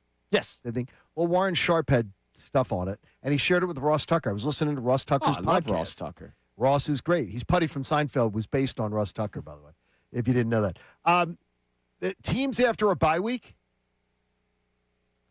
52.4% winning. since 2011. Yeah, no, my point is Like it's like 4 times, and 3 of them are in a span of 4 games. But I mean, like teams after a bye week don't even usually win, and they don't, like it's the bye week is the most over talked about thing. You know why it's talked about so much here? Because they do so well. Because we've had a franchise that has done great with Andy, it. But the and rest Nick. of the league, we're talking 15 seasons of data. A team wins 52% of the time after a bye week. Yeah, my It's like a concern coin is, flip. like, look, we know how brutal the NFL is, Right? Like, from a physicality standpoint. Sure. Look at the offensive line. I mean, they're doing it's stem brutal. cell stuff. Like, you know what I mean? Like they got beat up last year. I think there was more going on. Crazy stuff. Imagine playing a healthier team 3 weeks out of 4. That's It's a month, like amazing. out of a month span, like that. Amazing. I think that is but look, they could end up winning all those games. It's just how are their bodies reacting They week could. 6 and 7 and 8 and 9, and then they finally have their bye week in week 10. All right, before we get our 5 best minutes of Adam Schefter, I forgot to give this to you guys earlier. The crazy stat in baseball. What's that? Credit to Cole Weintraub, who covers the Phillies for NBC Sports Philadelphia. So Chase Burns pitched for the Reds yesterday and was great against the Phillies. Phillies lose. Boy, he was Magic Mattingly. I haven't watched him much. He's fantastic. Magic Mattingly, he's cooked, man. He's got nothing left. That defense looked a little Defense was shoddy last night. Hey, what happened to all those infield outfield drills, Bryce, John? Bryce, we don't have to talk about Bryce in the anything. Yeah, but I Those thought little- you said he got to Bryce and he's been working he's been with him? working with Bryce. He's been working with him. But I that thought that was defense, Bryce's fault. I know. That wasn't Bryce's fault last night? It wasn't Mattingly's fault that they're fielding well. That wasn't Bryce's fault? No, but it's when they play well. That look wasn't at Bryce- Magic. Play that the wasn't music. Bryce's fault last Whenever- night? Whenever the Phillies play good defense, it's, oh, my God. Whoa. Those infield outfield drills, man. You don't think that practicing stuff matters? I think it does, but he makes a bad play now. It's all Bryce. He did a brain fart last night. There is a complete difference. He like a little leaguer would know not to do that. I don't think that was a brain fart. I think that was the right play. You thought it was the right play. Going to get that chopper you're talking about? Yeah. Yeah, I think that's absolutely the right play. Or at least a very Bryson difficult Stott, one. I don't think agrees with. If you're trying to get the out at first, you got a really fast runner at third. Your goal is to cut down the run over, get the out at first. You would take that throw every time, and you're not getting him if it gets to Stott. So Harper cuts it off, and then there's just nobody there. What did Magic Mattingly have to say about it? Do we know? And you have I two didn't hear him players in that talk. game that was, yeah. He said Bryce knows. I don't have to tell him. Yeah, he doesn't do that. So, by the way, I laughed though. Did you see what they did when they came? Did you see the shot when they came back to they showed? They talked. Yeah, maybe he said, how was They lunch talked. today? They talked when they came Yeah, he back to probably the said field. what happened They there. talked, and they all talked. They all talked. That's good. Unlike, here's Rob. You're Stare right. off Rob the- Thompson never said a word. to him. Rob stood there and stared into space and then would tell you afterwards, I didn't feel the need to talk to them afterwards. All right, Cole Ridiculous. Weintraub. So Chase Burns. Uh-huh. He was the 2nd overall draft pick in 2024. Wow, look at that. 2026, he's already pitching in the major leagues. Amazing. Because, the Phillies, you got to keep them. Teams are If Connor was GM, we'd be keeping him until he's like 60. Teams are allowed to do that. The Phillies, in a span of 3 days, faced Paul Skeens, who was the number 1 overall pick of the Pittsburgh Pirates. Wow. And Chase Burns, who was the number 2 overall pick of the Cincinnati Reds. Not the first time the Phillies faced, in a span of 3 days, the number 1 and number 2 picks both on the mound. Really? It happened last in 1989 when they faced that Tim Leary and Tim Belcher of the Dodgers, Johnny. Wow, I remember both pitchers. Wow. I love baseball, man. I told you about a guy who got decapitated in 1905. Yeah, well, that was the story we didn't need. I'm telling you about Tim Leary and Tim Belcher, thanks to Cole Weintraub. One more Phillies nugget. Okay. I'm going in the way back machine here. So back in the day when Ant and I used to do the Friday shows at the Chickies and Pizza in Marlton, you would stop by every once in a while. Yeah, in Malvern. Malvern. Marlton is where we'll be for the Flyers You will be, thing. yes. We'll tell you all about. Malvern. The Phillies signed a player on the international market that I immediately fell in love with. Like, immediately. Wai Hoon Pan. All right? Philly signed this kid, and I immediately go, all right, let me read up on Why him. whom did you fall in love with him? 99-mile-an-hour fastball, great break on things, blah, blah, blah. And I'm like, whoa. Usually the Phillies are like the nobody's talking about the player, and the Phillies get the bad one. Like when they got Jalen Ortiz, when, Fernando Tatis Jr. and Vlad Jr. Okay. And all those guys were in the same market pool. So he got hurt last year, unfortunately. I'm like, oh, that's it. Like, he's done. Okay. He's back. And he got called up with Gage Wood, a story that we did not talk about. So there could be two potential flamethrower arms that could maybe be September call-ups. That'd be nice. And if Gage Wood came up, you would expect bullpen arm. Yeah, in September. Or one of those piggyback start things. Yeah. And you and I were talking about it a little bit earlier today.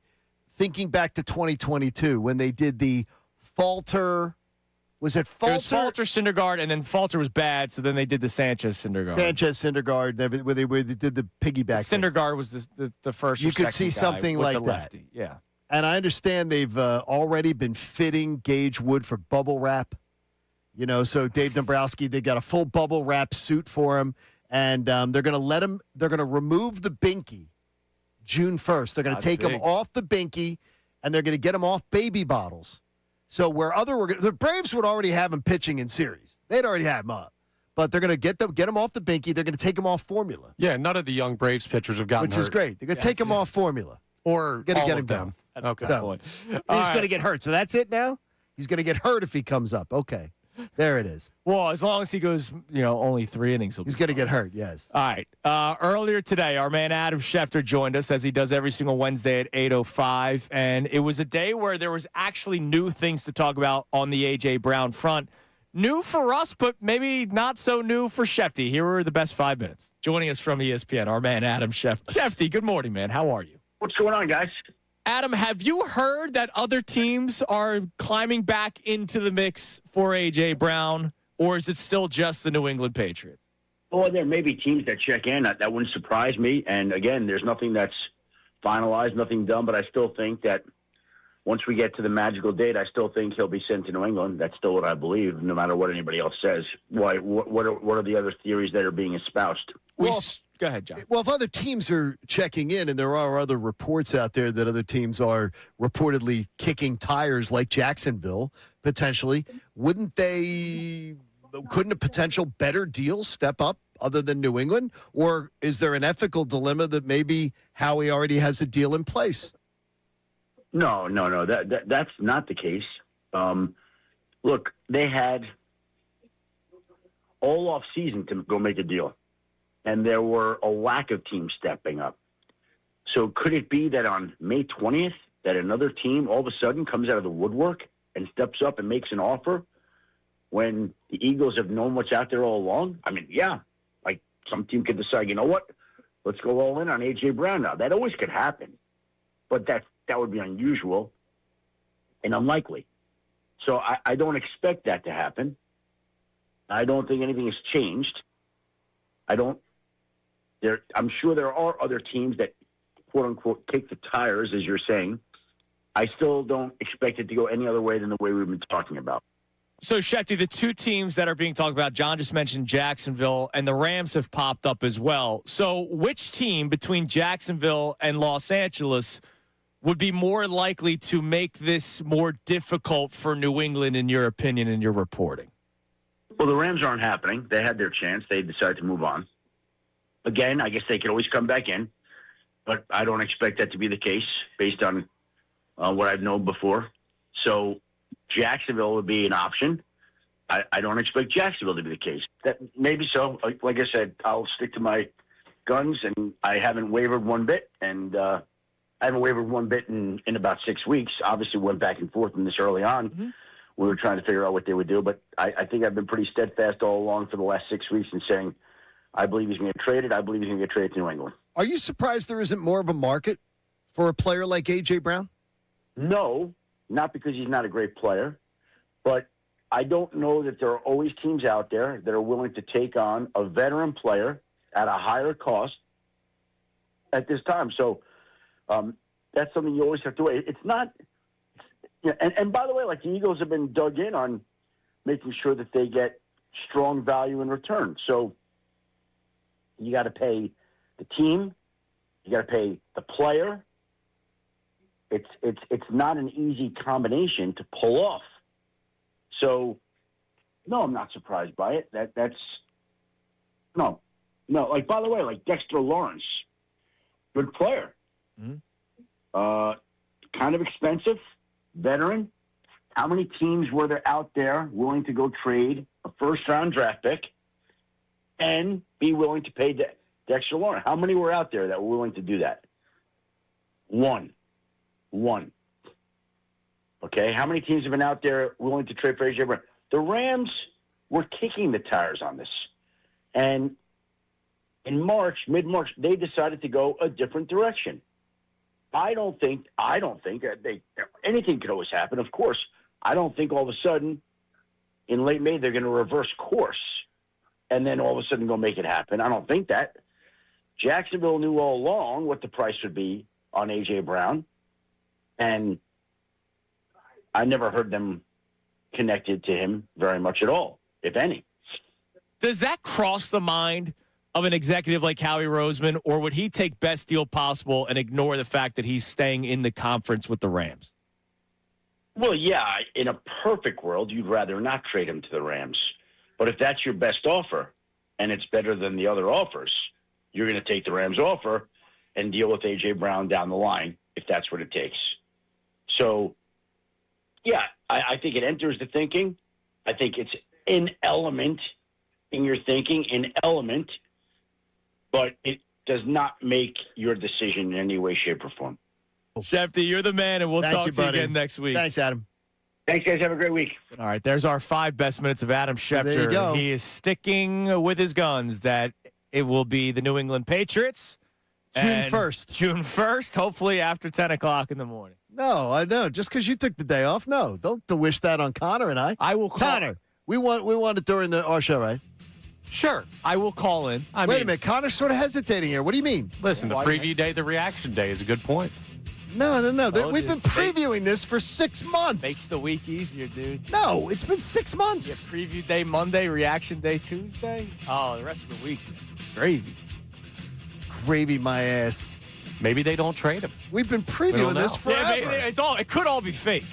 Yeah, well, AJ doesn't want to be traded. This has been a ruse the entire time. The media created We have just all been this. looking for content. I kind of hope he does it just because it would be really You know what? funny. Screw it. I've been saying that I wasn't going to be a jerk off about this. I think I'm going to be. When he gets traded, I'm going, the media made it up. You guys are full of it. I don't know why you ever said it. Stuff you said online has my been gosh. crazy. I already have like 100 tweets. Just ready to. That have been like, oh, yeah, the media. All right, coming up next, quick little Sixers talk because there have been names popping up recently, Johnny, for the candidates for the vacant president of basketball operations gig. We'll tell you who and some of their resumes next. Also, Connor Thomas, you might be able to rip your brother. Okay. It's Kincade and Salciunas, 97.5 The Fanatic. Going to tell you that if you've been craving that blast from the past, you want to step into something fantastic. How about Nifty 50s? Juicy burgers, fresh cut fries, handcrafted sodas. You're going to love it. Nifty 50s has got everything, including this month. Try the shake of the month, the churro. It's no wonder that Nifty 50s is a 10-time Best of Philly winner with now 10 area locations coming soon to Oakland, New Jersey. If you can't make it in, no problem. Order online or get no-fee delivery through the Nifty 50s app. It's available on the App Store and Google Pay. So whether you're stopping by for that classic diner vibe or you're bringing those flavors home, there's quite nothing like it when you get into Nifty 50s. So taste the memories. For a full listing of locations and the menu, you're hungry now, aren't you? Yeah. Go to nifty50s.com. Now on 97.5 The Fanatic Sports Update. Phillies get shut down. I'm Connor Thomas. The Phillies, they were in trouble last night at the plate against the Reds. They lost 4-1, struck out 14 times in the process. Trey Turner did homer in the game, which was the Phils' only run. But it was one of only 3 Phillies hits. Jesus Luzardo, comparatively, was good on the mound. He had a solid night, 6 innings of work, despite some rough infield defense. He talked about keeping the team in the game. Not bad. I feel like I kept us in the fight. Kind of, got through a tough fourth there. I mean, didn't let it spiral out of control. Had some traffic throughout the game, but I felt like we handled it pretty well. So now the Phils' 5-game winning streak has come to an end, but their series winning streak is still intact. They have a chance to win the series over the Reds in Game 3 today. Aaron Nola faces Andrew Abbott. First pitch, 105. News has started to grow of more teams entering the A.J. Brown trade conversation. The Jaguars are the latest team being mentioned. We'll keep an eye on that as we draw closer to June 1st. In the NBA, the Knicks came back from a 22-point deficit late to force overtime against the Cavs in the Eastern Conference Finals Game 1. New York ended up taking the game 115-104. This update is brought to you by Mothers Against Drunk Driving. For victims of drunk and drug driving, your grief is unique, but you are not alone. You always have a place in MAD. Call the 24-hour victim helpline at 877-MADD-HELP or visit MADD.org. I'm Connor Thomas for the home of the Sixers, Flyers, and Union. 97.5 The Fanatic and the Fanatic.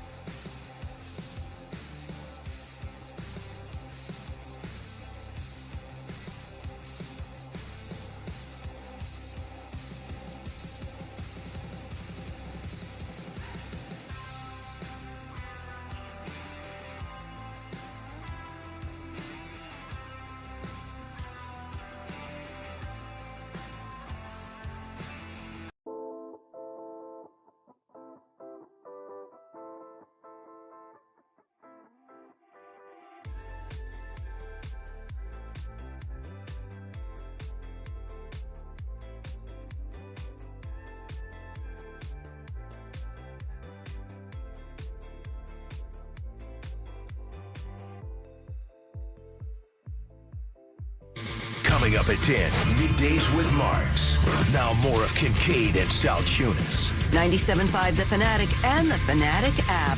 The final hour of Kincade and Salciunas is presented to you by The Bagster. It's a dumpster in a bag. You can get yours today at Home Depot and Lowe's. You need details? Go to bagster.com. All right, it is 9:31 here on Kincade and Salciunas, 97.5 The Fanatic. Connor, do we have any debate days?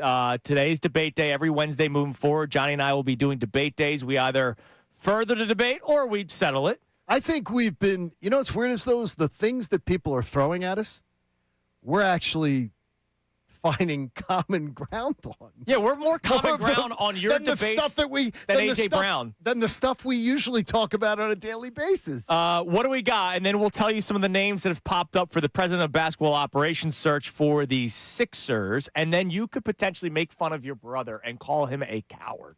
Okay. That's always fun to I'm do. all I in love on doing that. that to my brother. Now, sometimes these debates, you get into one where you're like, I feel like I've lost my mind because this should no way be a conversation. Okay. Sometimes you just need your boys on But look, Kincade and Salciunas to back sometimes you up. there are people will find, you'll find somebody that will always debate something. Sometimes you'll find two people, if you're Nick in Roxborough, who says, Okay. my future brother-in-law and girlfriend both agreed Paul McCartney isn't a musical genius. We were at the dinner table, and I almost spit out my food, and I asked them, if not him, then who? So is Paul McCartney a musical genius? No. I believe that he is. No. Wait, how do you say no?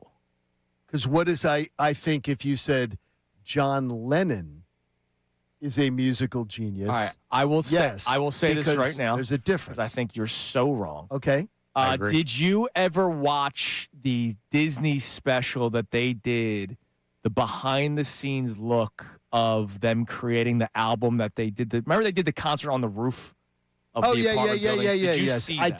did. I saw parts of that. Watch it, and you will see. Now, all of them are genius. Like, all of them. No, I think let they me were. make it clear. They were the collaborative effort of the Beatles is probably maybe one of the greatest ever Yes. of any group of people.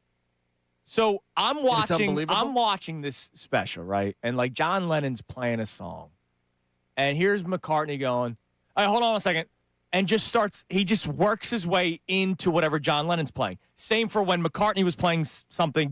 They didn't like. All right, you play these notes. I play they just riffed and put out some of the most historic songs ever. So to say that Paul McCartney's not a musical genius, I think is asinine. I think he is a tremendous musician.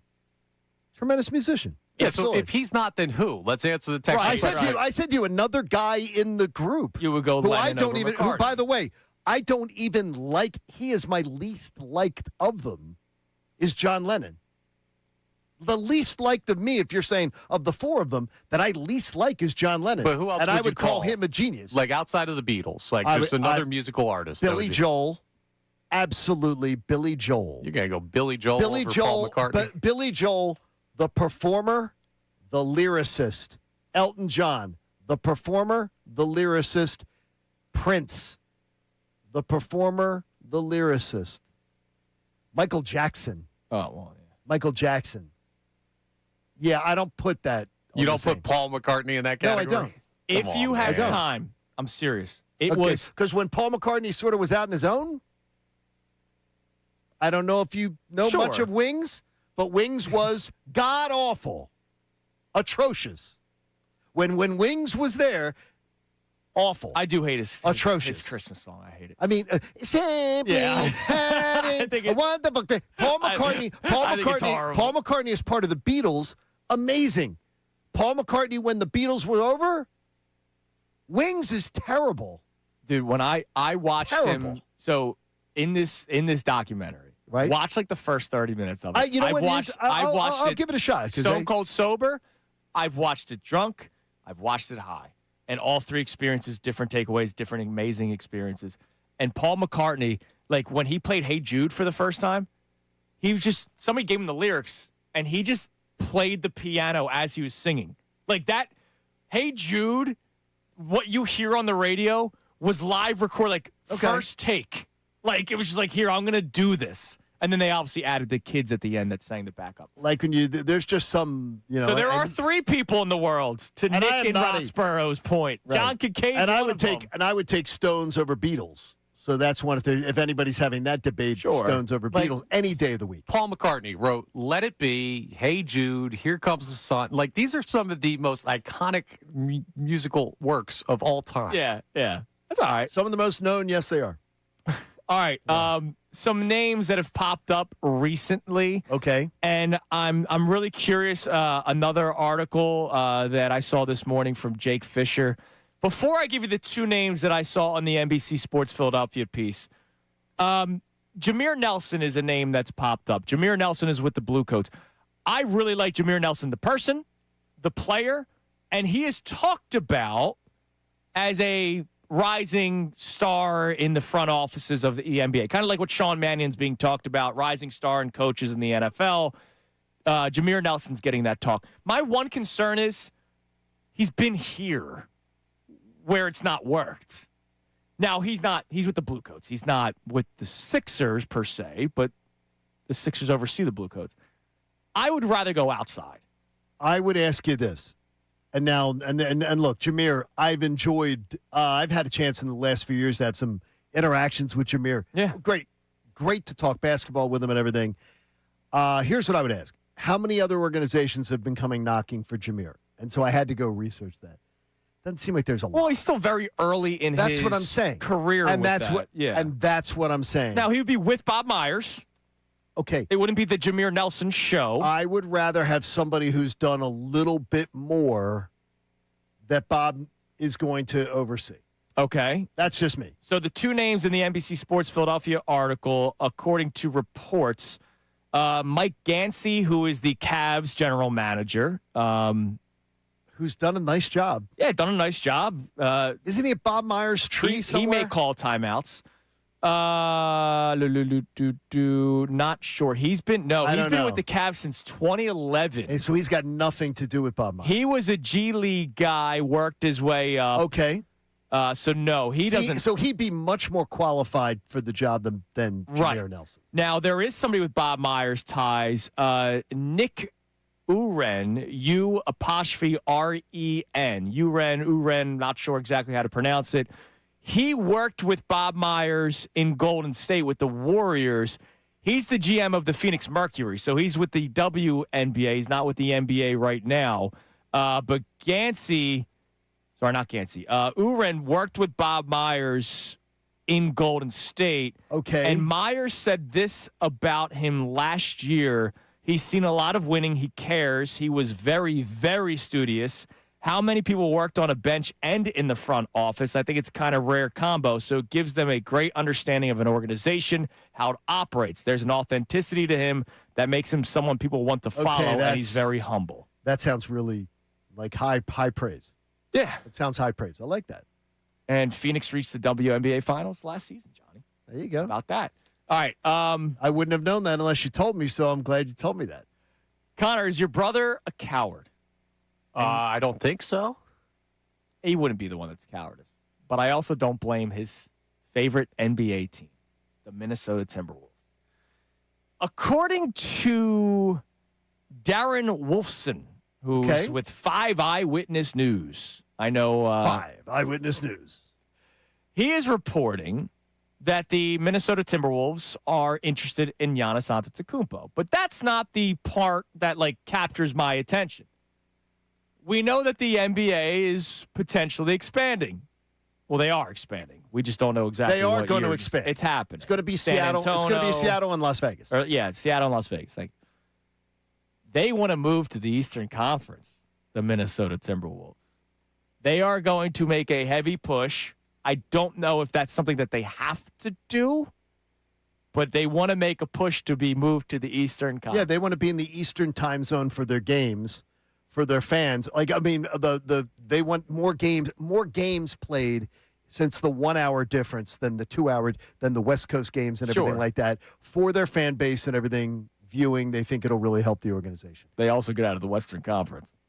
No, but I think there's more to it than that. 2 things here. One, I would be scared of OKC and Wemby right now. If I had a chance to avoid that, I would.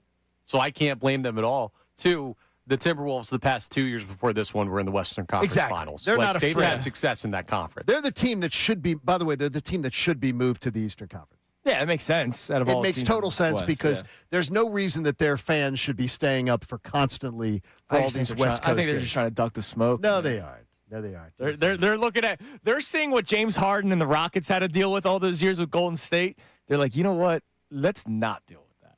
That's not a bad idea. Let's join the Eastern Conference. Who do we have to beat? The Knicks? All right, we could do. We could do it. Cook them. Connor, is there did you see, is there a lineup out for today yet? No, it's still too early for the Phillies. Is it line still to be too out, early? Johnny. Oh no, today's day game. So maybe hold on, it might be. Could there line? I'm just haven't wondering. seen one Is it? I'm making sure. Trying to see if we can get. Let's see. Is the lineup out yet today? Not yet, but it is a day game, so it should be out. Like Hopefully, we get Kyle Schwarber back today I'm sure he'll be back. from all Yeah, these he sick was in the days. dugout. He seemed like he was all right. Okay, just want to make sure he's okay. What's your point? Just 2 sick days in a row. I mean, it's That can't be sick. amazing. Yeah, I mean, it's just a lot of sick days.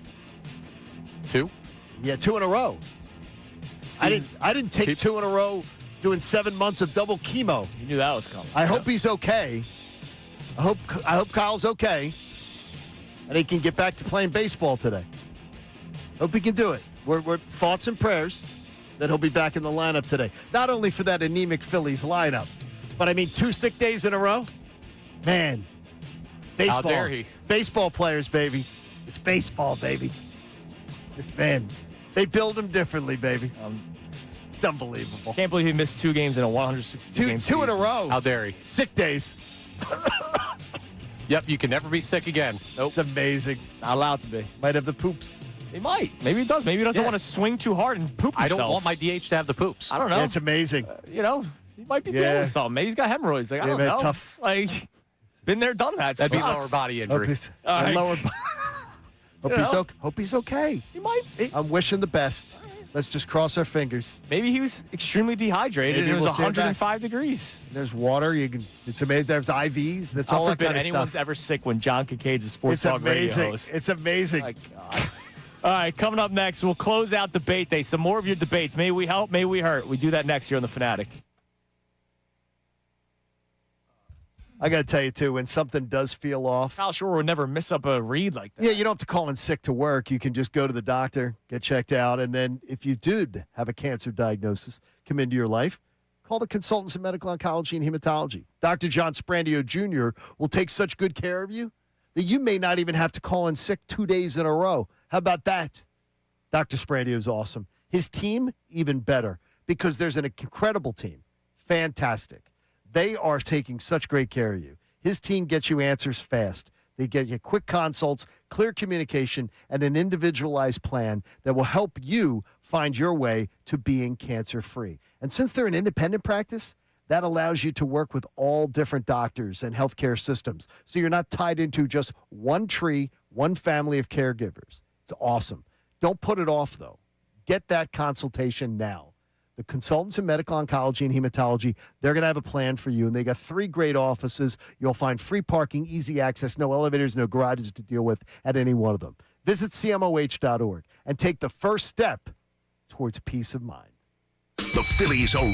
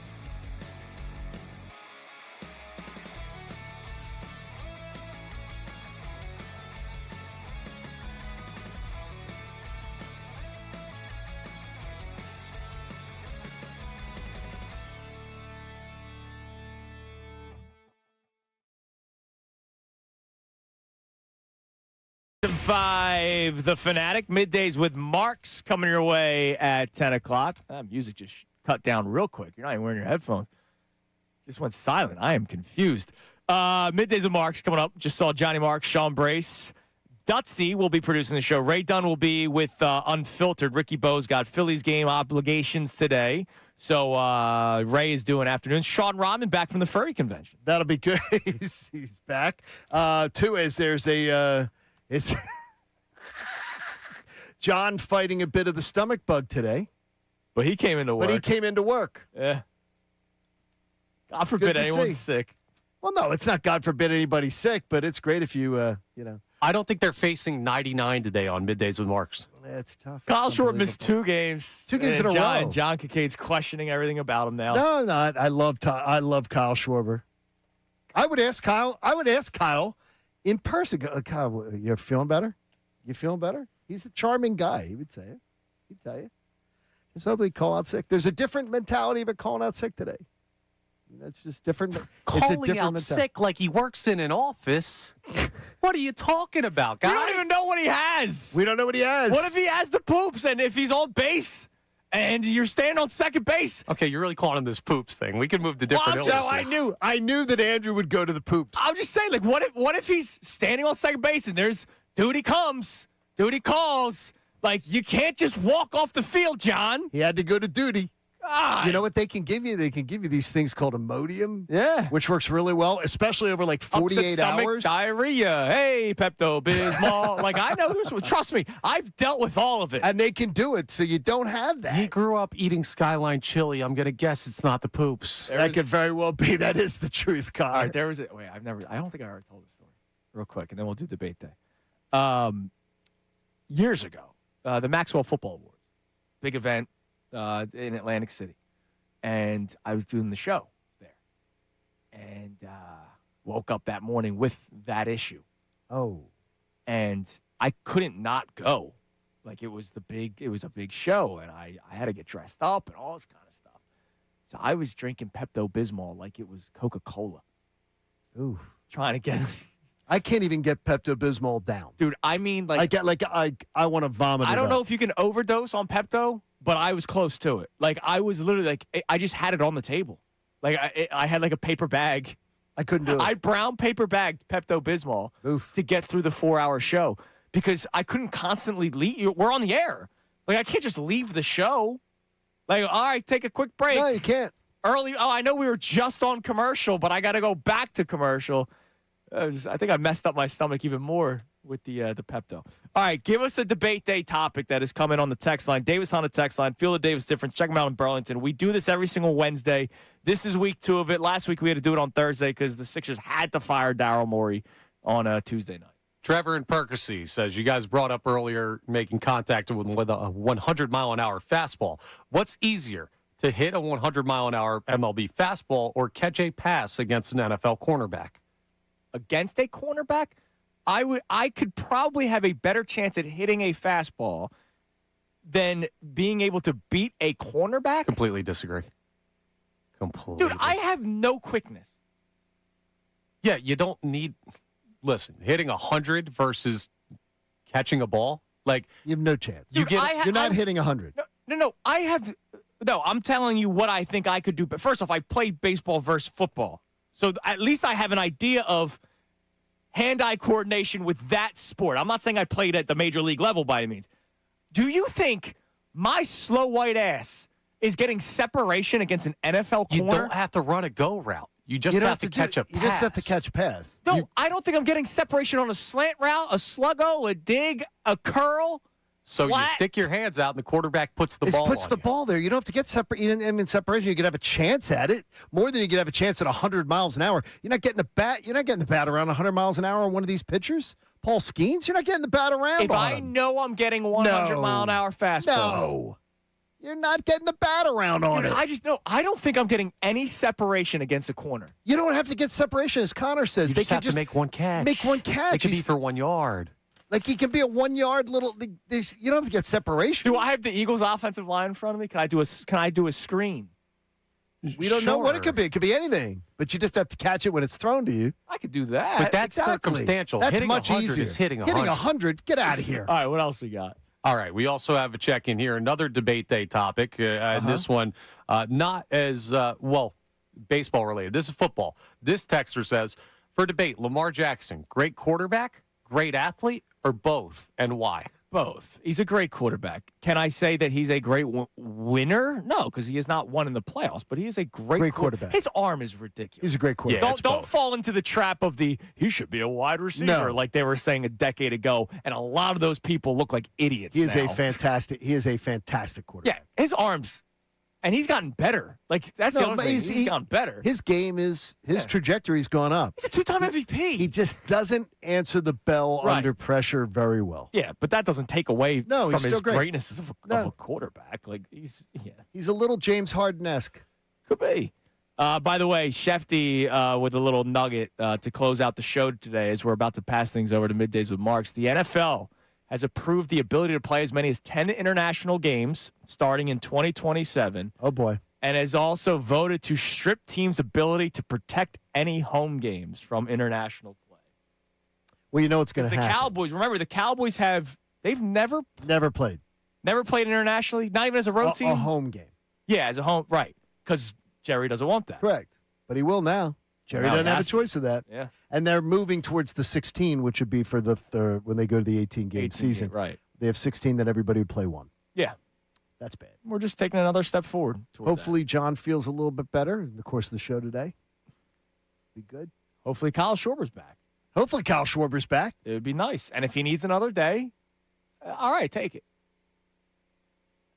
Hopefully. Nobody told you not to take your days off, Johnny.